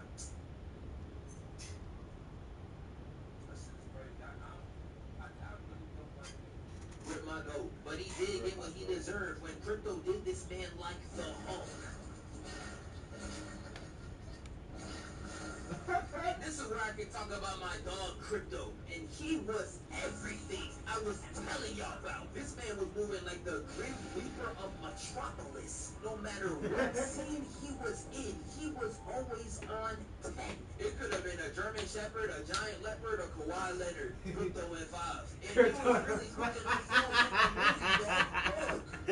Yo, this thing's stupid. And he was everything I was telling y'all about. This man was moving like the Grim Reaper of Metropolis. No matter what scene he was in, he was always on 10. It could have been a German Shepherd, a giant leopard, or Kawhi Leonard. Crypto in 5. And he was really cooking the food in the movie, dog. Look. shepherd, a giant leopard, a Kawhi Leonard, Crypto and Five. And he was really cooking them fools in the movie, dog. Look.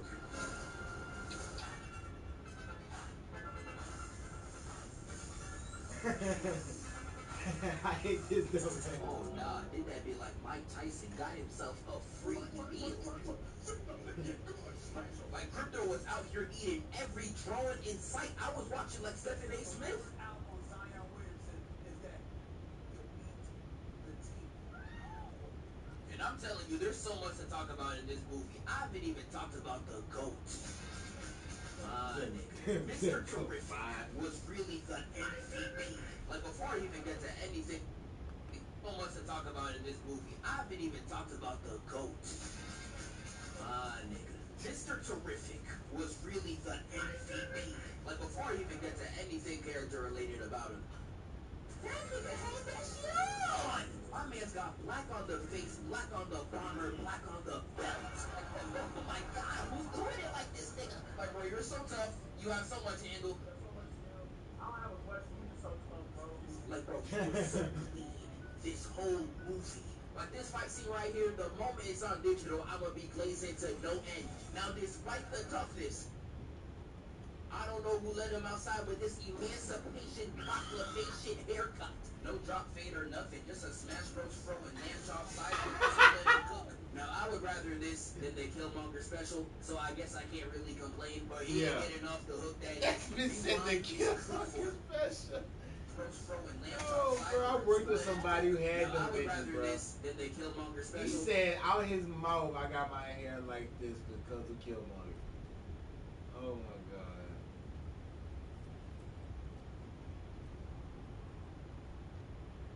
And I always thought that shit would look cool, but I never thought about actually doing that shit. Ever. That means I'm gonna have to trim my shit down. So I'm gonna make it back short again.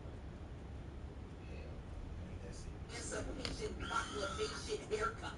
No drop fade or nothing, just a smash bros throw and lamb chop sideburns. Who let him cook? Now I would rather this than the Killmonger special, so I guess I can't really complain. But he ain't getting off the hook that easy. Rewind this clip for me. Okay, now enhance image.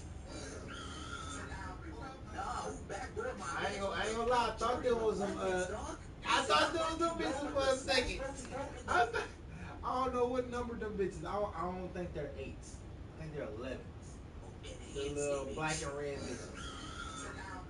No, backdoor my mans with the fake Jordan 11s, dog. Listen, I love you, bro, but the Smash Bros. Pro in the fake J's in God's great year of 2025?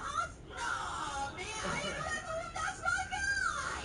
But Mr. Terrific was the GOAT. I don't know if it's too early, but he's definitely up there for one of the greatest aura farmers of our generation. He made sure that fit was visible every time. And if you didn't see the fit, he rolled to your face, nigga.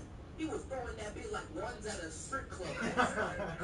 Now, if I had to sit here and talk about everybody, we would be here all day. I haven't got to Green Lantern, one of the only niggas that got aura with a bowl cut. I haven't talked about any of the women in the movie.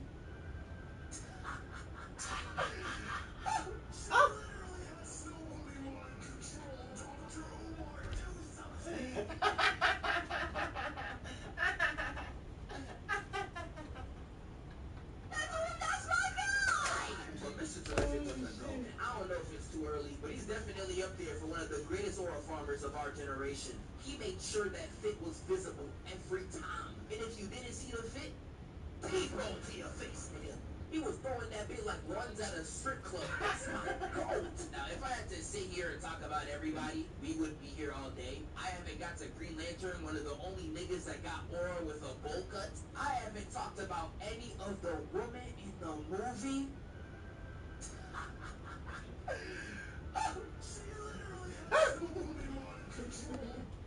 I haven't talked about any of the women in the movie.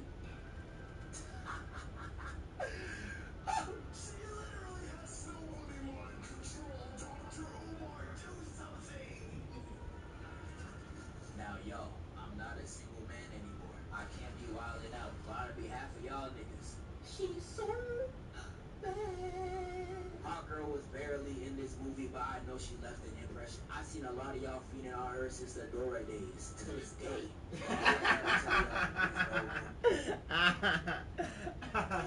Hot girl was barely in this movie, but I know she left an impression. I've seen a lot of y'all feeding on her since the Dora days to this day. But all I gotta tell y'all is no gooning. Like, we got my GOAT Jimmy Olsen pulling every shorty in the field like, that's my guy!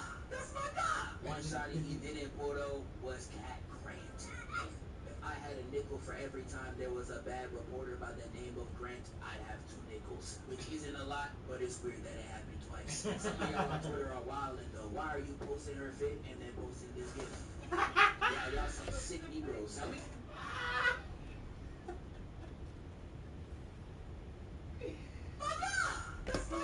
One shotty he didn't pull though was Cat Grant. If I had a nickel for every time there was a bad reporter by the name of Grant, I'd have 2 nickels. Which isn't a lot, but it's weird that it happened twice. Some of y'all on Twitter are wildin' though. Why are you posting her fit and then posting this gift? Yeah, y'all some sick Negroes. Now we can talk about Lois Lane too. Now this is a great Lois Lane. My only problem with her is that she would rather lose Superman than to lose any type of argument. It's like the way these two would argue in the movie, it'd be like, hey Clark, I don't really like how you interjected yourself into this conflict. Hey babe, I'm sorry, but I don't see why you have a problem with it. I was just trying to save you. I never wanted you anyway. Nigga, how the f did you make that logical jump? Like the scene of her saying, oh, I knew this would never work out. Just triggers so crazy. Like I know throughout the entire conversation scene, this man Clark is stupid. Out here interviewing himself in the mirror with these pale-edged fits. I'm surprised the mirror ain't hit him with this. But yes, in this interview, Clark comes out very naive and stupid. But to take this much of a leap and throw away the relationship was kind of crazy to me. I don't know, bro. She was really out there moving like them African relationships.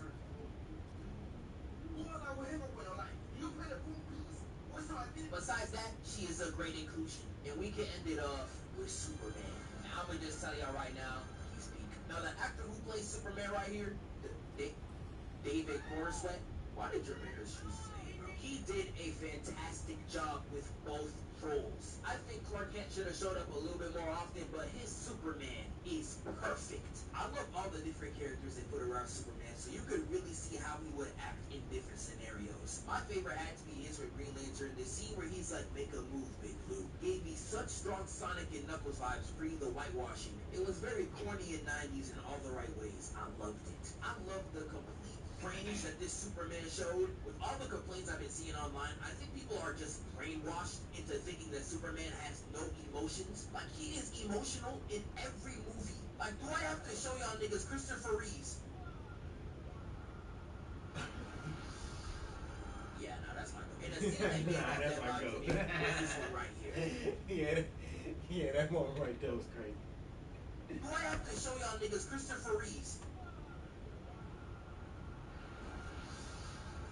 Yeah, no, that's my goal. And a scene that gave off that vibe to me was this one right here.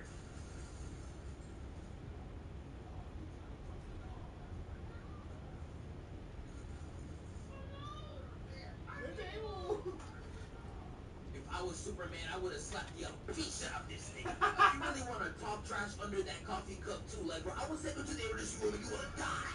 Like, there was a lot I was watching that Superman was letting slide way too much. Like this scene right here. Nah. Cause what is this nigga? Like, bro, who is he feeling? Like, you know what he can do to you, my nigga? Fine, Americans will really protest anything. What did he even do? And if you look at the crowd, these fools are definitely crazy. Look at this man's face. There is some type of slur coming out of his mouth right now. And these civilians continuing the trend of outside events like school fights being recorded in the worst quality imaginable. Shawty came out here with a Samsung in the big 2025. And not any type of Samsung, enhance.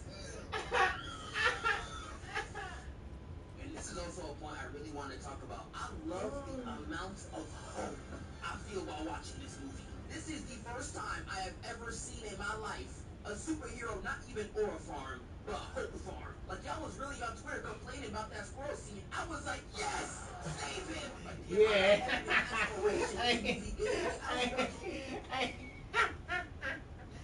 Hey, bro, I saw that fucking scene, bro. I was like, you didn't have to do that, but I'm glad you did. did not have to do that, but I'm glad you did. That was crazy. Somebody could have died while you saved that fucking squirrel, nigga. Like, be real. Be fucking real. That shit was funny. That shit was funny.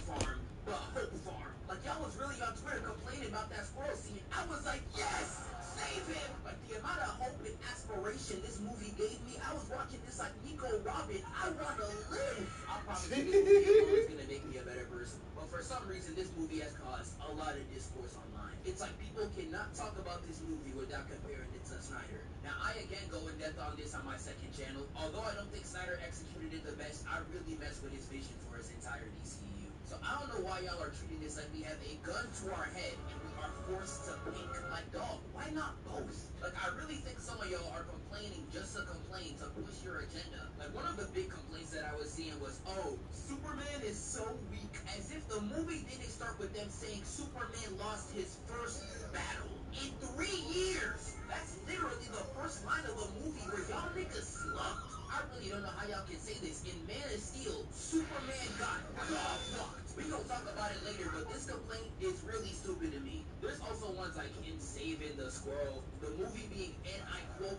too comic booky. Niggas are complaining about a comic book movie feeling like a comic book, and then when they change something from the comics, y'all still complain. Like, bro, choose what y'all want. I feel like all the discourse online is so heavily uncalled for, because I really do like both of these movies. Now, sadly, because I cannot talk about the action of the gun movie till it comes out on digital, I'm gonna have to fill the action part of the video with Man of Steel. And one thing this movie is undefeated on is the action. Let's get right into it. Hey, buddy. Eyes up here. That's my nigga right there! Now, before we get into the greatest superhero fight known to man, I gotta give y'all some context. We got all the Kryptonians landing on Earth, here to steal the Codex. And that's meant to be used in a machine to recreate the genetic coding of Krypton. Like, he's really using AI to repopulate a species, and y'all niggas using it to make shit like this. Give it to me, Jay. Okay, but you don't tell Steph. Weird. But Zod wants to use the Earth as his new place to re- Power your organization with a true culture of learning. From compliance screening and career development to customer and partner education, you'll transform productivity, retention, and revenue when you prioritize learning with Absorb LMS. Outlaws in 500 feet. Regular! Innovation changes everything. One ETF, 100 innovators rethinking the world. Before investing carefully, read and consider fund investment objectives, risks, charges, expenses, and more. Prospectus at Invesco.com.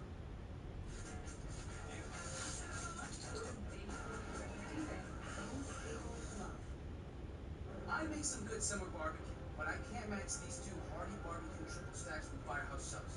Brisket smoked low and slow, stacked high with turkey and ham, and that slaw crunch, get out of here. Take it from a real firefighter. You got... Oh, with that bullshit. Want to give audiences a reflection of their own world through the lens of science fiction. Nope. I'm late, and I can't lie to y'all, it sounded oddly familiar. We create the genetic coding of... Eyes up here. That's my nigga right there! This nigga is gay. Leading on is the action. Let's get right into it. Because I cannot talk about the action of the gun movie till it comes out on digital, I feel like all the discourse online is so heavily uncalled for, because I really do like both of these movies. Now, sadly, because I can still complain, like, bro, choose what y'all want. Too comic booky. Niggas are complaining about a comic book movie feeling like a comic book, and then when they change something from the ones like in Saving the Squirrel, the movie being, and I quote, too comic book.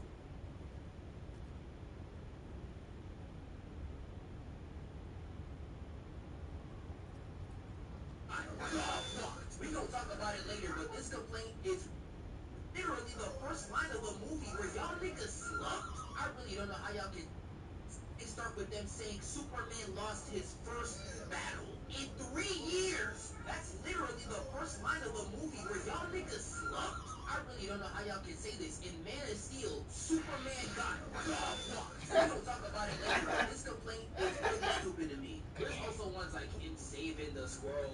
movie being, and I quote, too comic booky. Niggas are complaining about a comic book movie feeling like a comic book, and then when they change something from the comics, y'all still complain. Like, bro, choose what y'all want. I feel like all the discourse online is so heavily uncalled for, because I really do like both of these movies. Now, sadly, because I cannot talk about the action of the Gun movie till it comes out on digital, I'm gonna have to fill the action part of the video with Man of Steel. And one thing this movie is undefeated on is the action. Let's get right into it.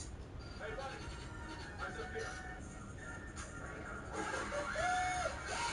That's my nigga right there! Now, before we get into the greatest superhero fight known to man, I gotta give y'all some context. We got all the Kryptonians landing on Earth, here to steal the Codex. And that's meant to be used in a machine to recreate the genetic coding of Krypton. Like, it's really using AI to repopulate a species, and y'all niggas using it to make shit like this. Keep it to me, okay, but don't tell Steph. What the fuck? What the fuck? But Zod wants to use the Earth as his new... Wait. Oh my god.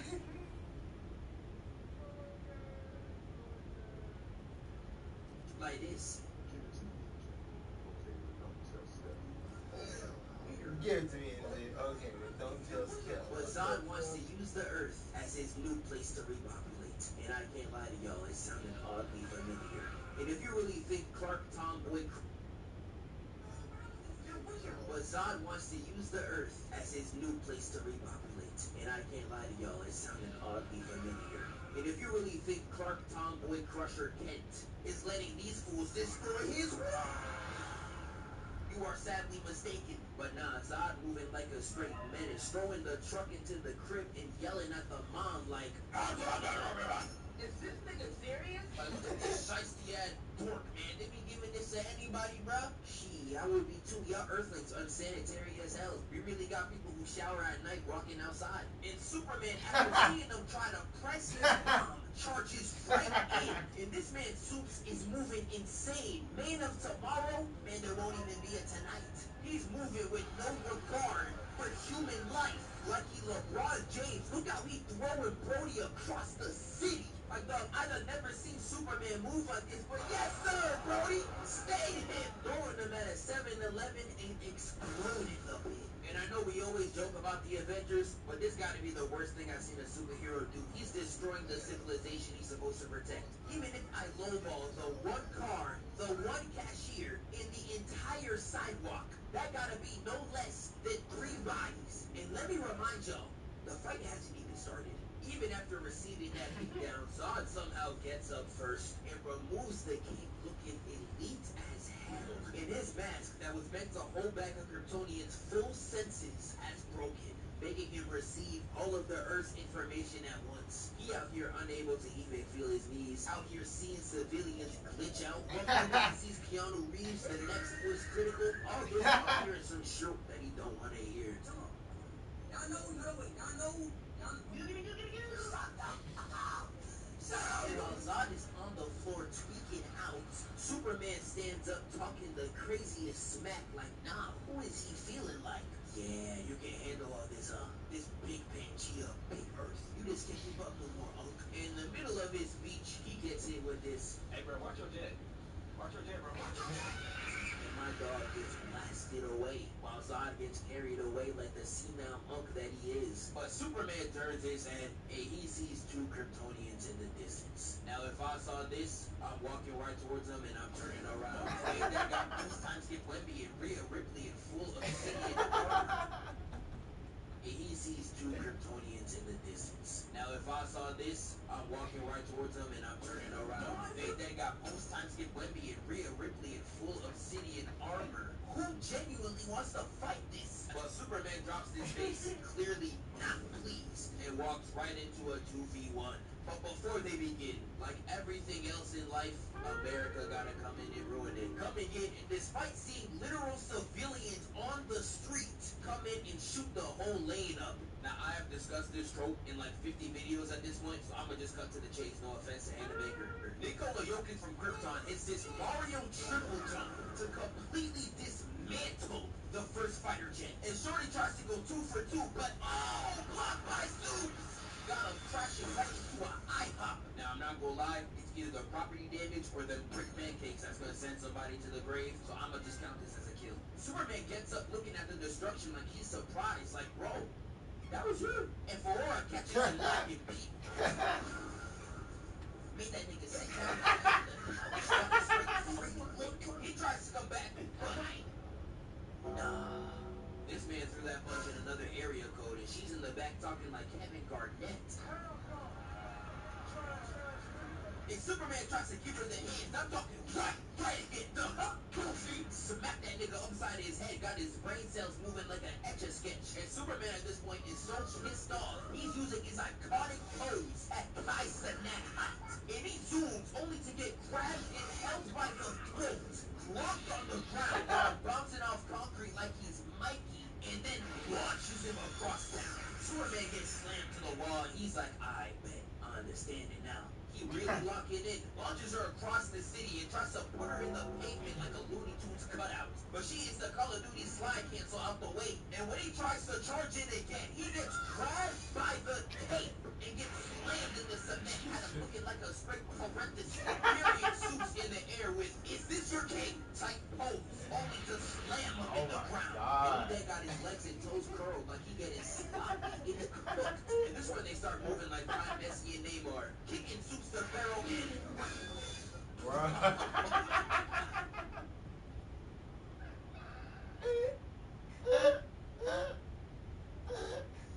Yo, why?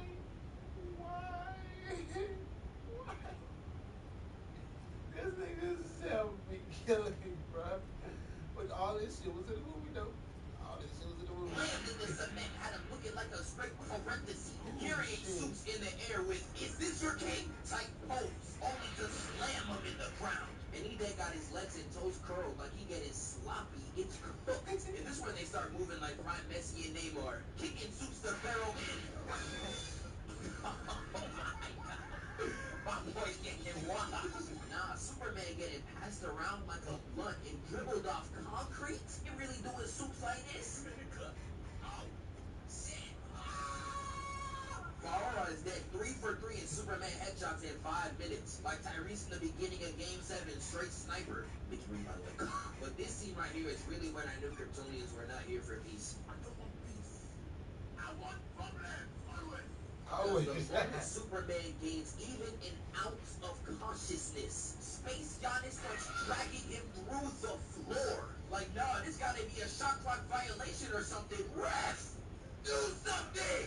But this is where they really get to scrapping. We get a heavy right. Leave the Pharaoh run in assist. She really thought it was free eats. Denied at the rim. Weaves the step and he tries to fly away again.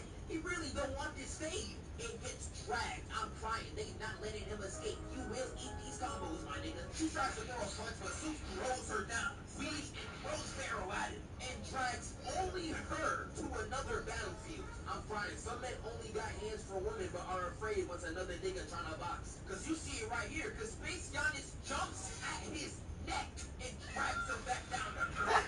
No, I can't even get these niggas are crazy. I can't even blame Zeus. I'm not trying to fight him either. And got civilians looking up like, look, it's a bird, it's a plane. Nah, it's 3 niggas.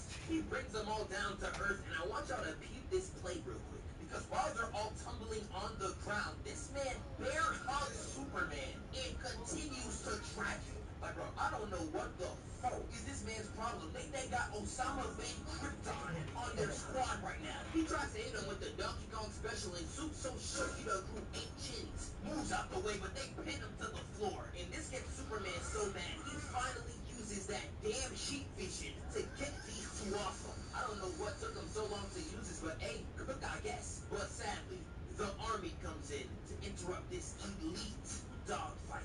I don't even know why the army pulls up. They clearly did not learn their lesson from last time. Now look.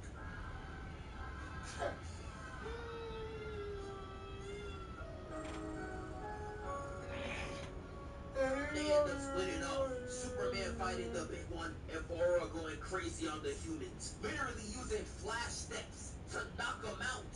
And I'm telling you, she's doing them all types of dirty. And she really embarrasses this one dude right here. Watch this.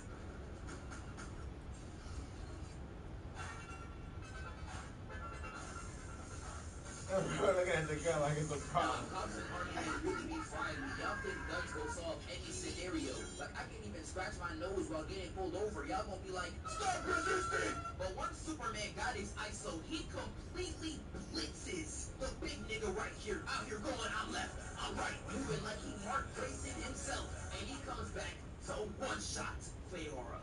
Now, I can't even hold y'all. Superman's fight against those two is one of my favorite superhero fights of all time. I low-key like it more than the Zod fight, but don't let that statement fool you. These two still fight like some dogs. It starts with these two standing off in the ruins of New York. This how it's gonna look like when they win the chip. Zod having that basic old head speech. He can't move on from the past. He saw niggas say Ken Carson's better than Tupac and started losing his mind. And hey, if it was up to me, I don't know if I disagree. How would Tupac comprehend rapping on this? He's just yapping to Superman straight sick, and now Clark's face is really frying me. This nigga don't give a fuck. He really out there like, you killed my people. Okay. Zod starts it off by charging into Superman, got my boy bouncing off the ground like a basketball. And Superman's like, nah, I ain't playing that. Causing them both to charge again, and Superman throws them into the building. Now, I don't know why this pissed off Zod so much, because he dead starts to air the bit out. Like he Rakaya Streamer University, letting the chopper sing like Mariah, destroying the entire building before he hits the absent father escape route. And Superman follows suit, but no, I have no words for these niggas. Gotta be the stupidest civilians of all time. You seeing the Twin Towers fall on your face, and all you doing is looking up like you Drake? At this point, dog, y'all deserve it. But once he arises from the smoke, Zod hits a propane truck, and this man, instead of stopping the truck like a good hero, jumps over the truck, and then has the audacity to turn around like, did I do that? Like, should y'all lay that up, bro? What are you even doing? We zoom into Zod sneaking suits, getting weed, and then we get a left, right punch right into a chop. Got him looking like, you know what, never mind. Sending him back, and then Zod hits a right hook from deep. Why would you specify that, stupid? The shot selection is that stupid. Yeah. I'm looking like, you know what, never mind. Cut punch, sending him back, and then Zod hits a right hook from deep. Like, bro, what type of shot selection is that? Stupid. Get on somewhere. With Clark slamming him down, sending him straight night-night. And Superman was about to land another. He would have put this thing in crutches, but somehow a car comes in to block his shot. Zod hits Brody with a sure you get, starts running towards him like a dog. This really how owners be. Nah, I swear, I promise he don't bite. Like, I don't know what gives away more that he's an animal, the running or the haircut. Y'all just go to the barber asking for straight BS. What is on your head? But they once again clash and land in the construction site. And while Superman's looking for Zod, you see him pull up with this beautiful depth of form and tries to hit him with a steel beam. And what's so funny is that he's not even from Earth. He doesn't even know what this is. He just grabbed whatever he can find and was like, I'm with that. Just so you, Superman. That is a real hater. It slaps that man with the re-up. And this is where Zod starts talking, and I love this line right here. And he starts to remove the armor, revealing the sleek black fit. Was so clean he had to hit the Iron Man pose as he rises, just so Superman can see it from head to toe. And this is where they really start boxing. Fighting all throughout the air, Superman hitting the supersonic combo. Zod hitting Brody with the Salon Bowser, getting thrown into a building, taking out all the electricity. I know someone on the game was pissed. Man, I'm gonna break my monitor, I swear. Getting Superman in this Miles Morales type shot, only for Zod to send him up to space. I don't even know what they're fighting for anymore. And they real life do nothing up there. They just go to space to destroy a satellite and crash right back down to Earth. They really left the entire stratosphere to do more property damage. These niggas can't be serious. And both Superman and Zod are crash landing towards Earth. And we got all the civilians looking up thinking they received a tactical nuke from hell. This really how Moon Knight Ultimates look for death veins. And it causes them to crash right into City Hall. And this is where Zod really gets desperate. He tries to attack the people. And I really don't know why this was a part of his plan. Superman has showed no urgency to innocent life. life throughout this entire fight. I don't know why you decided to now, but hey, sure, buddy. And before Zod can finish him off, Superman snaps his neck.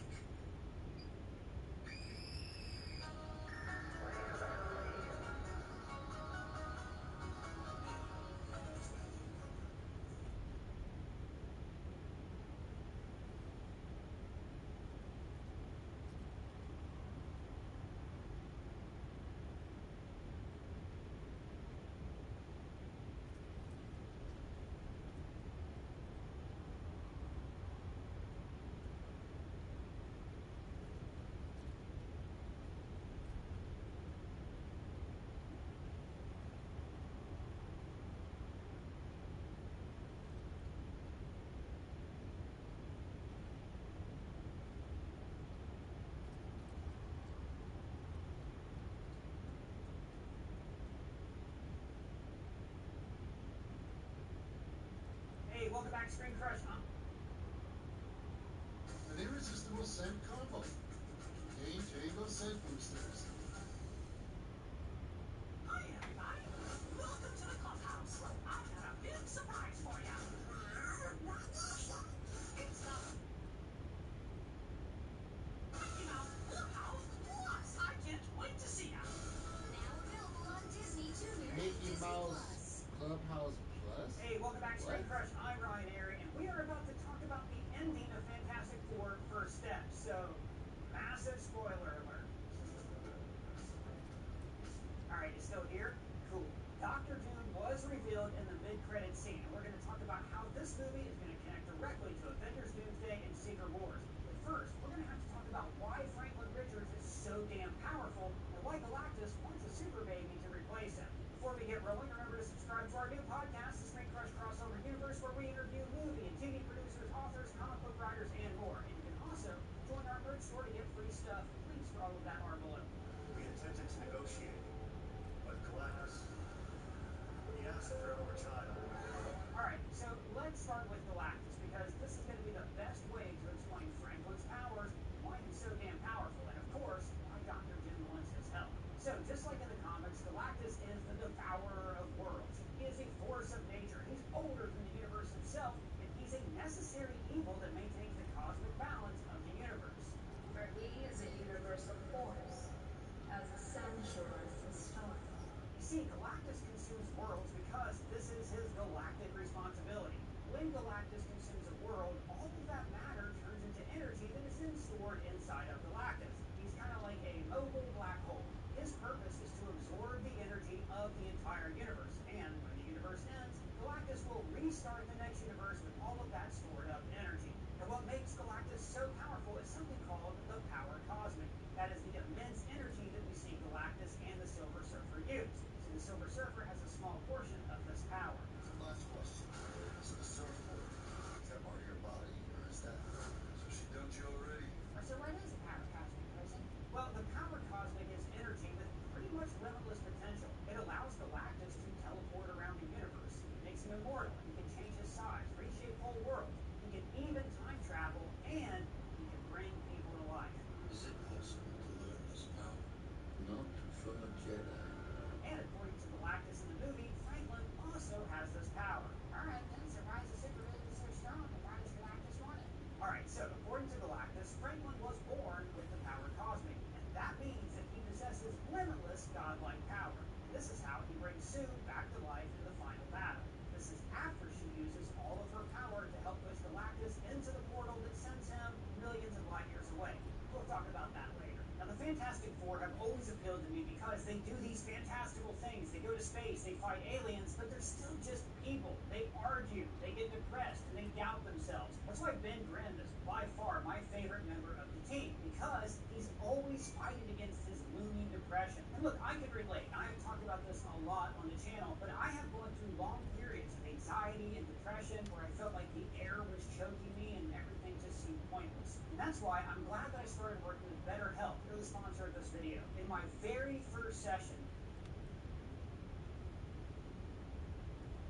you click our link in the description or go to betterhelp.com/screencrush to get 10% off your first month of BetterHelp. You won't regret it. Now, back to what I was saying. So, let's explain Franklin's powers. The Fantastic Four got their powers when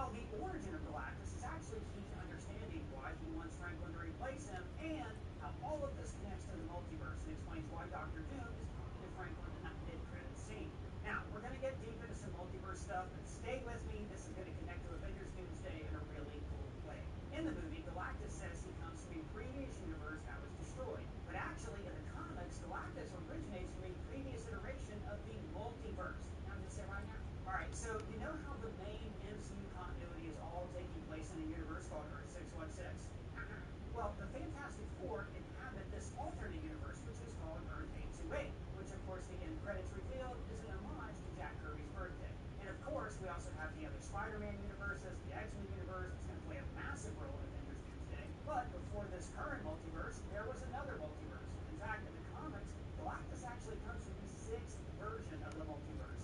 I prefer counting from the emergence of one each real anomaly to the emergence of the next. In each case, this is the 6th version. Before he became the devourer of worlds, Galactus was a regular mortal called Galen of Ta. He was a scientist, a lot like Reed Richards. And when his universe was ending, Galen tried to save it. But it was too late because the entire multiverse was ending. Just as reality collapsed, Eternity chose Galen to serve a new purpose.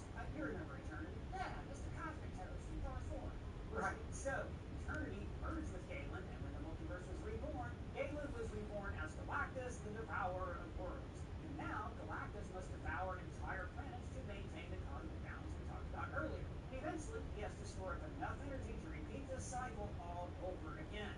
So, you can see why Galactus wants to free himself from his miserable existence. I don't like my job. I don't think I'm gonna go. This is the reason why he chooses Franklin Richards as his replacement. Because, according to Galactus, he and Franklin will be there at the end of the multiverse and watch it die. And then, Franklin will become the new Galactus and the cycle will continue. Yeah, but that's in the comics. What about in the movies?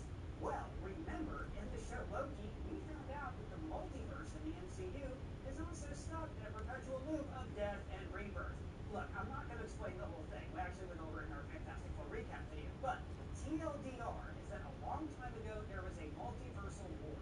A variant of Kang, called He Who Remains, won this war and then erased countless universes and basically ended the previous multiverse. But, we don't talk about Kang anymore. Shut up, bitch! But He Who Remains also created the TVA, the time cop from Deadpool and Wolverine. So anyways, long story short, Loki ends up creating a new multiverse and he is now sitting at the center of time and space itself. And this is basically how the MCU has a multiverse now because of time travel and a lot of complicated stuff that we don't have to get into. Now, Avengers Doomsday and Avengers Secret Wars will be about the death of the multiverse. And this happens because of incursions. Take it away, Jim. An incursion occurs when the boundary between two universes erodes and they collide, destroying one or both entirely. That is the big threat to the multiverse and how all of this connects to the massive mid-credit scene with Doctor Doom.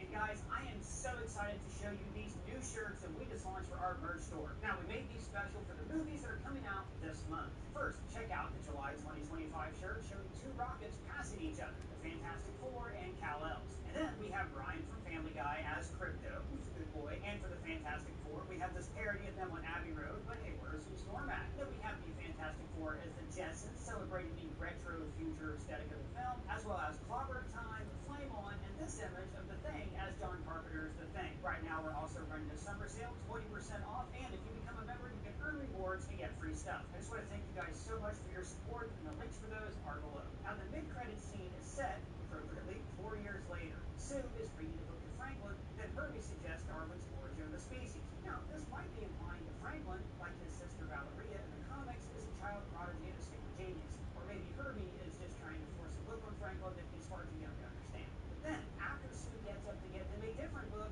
she finds Franklin next to Doctor Doom. And yes, we finally get to see the MCU's Doctor Doom, who of course is the greatest supervillain of all time. Now, we don't get to see Robert Downey Jr.'s face or hear his voice, but we do see his green robe and metallic armor. And it also seems like Doom teleports into the Baxter Building living room because he just appears there in the few seconds it takes Sue to get another book from the kitchen. We actually even hear a teleporting sound that is similar to the time platforms that we hear in Multiverse of Madness and Quantumania.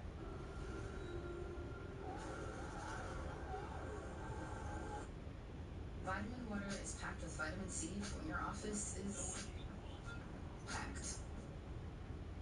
Our refrigerated hand tools get a lifetime warranty because they're engineered to last a lifetime.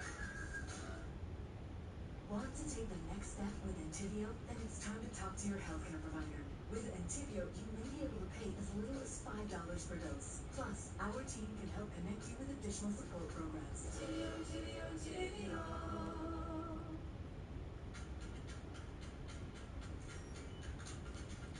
Hilton is bringing you more new ways to stay than ever before. With all new places, there's all new experiences to enjoy. Hilton for the stay.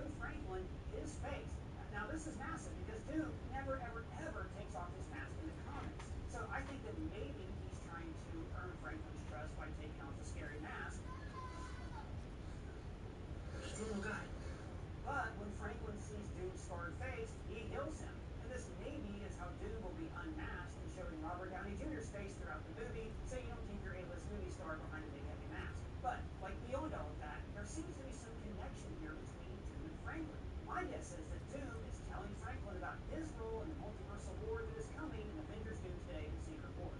And this, of course, connects to Doom's plan for the multiverse. So what's his plan? Well, before I talk about his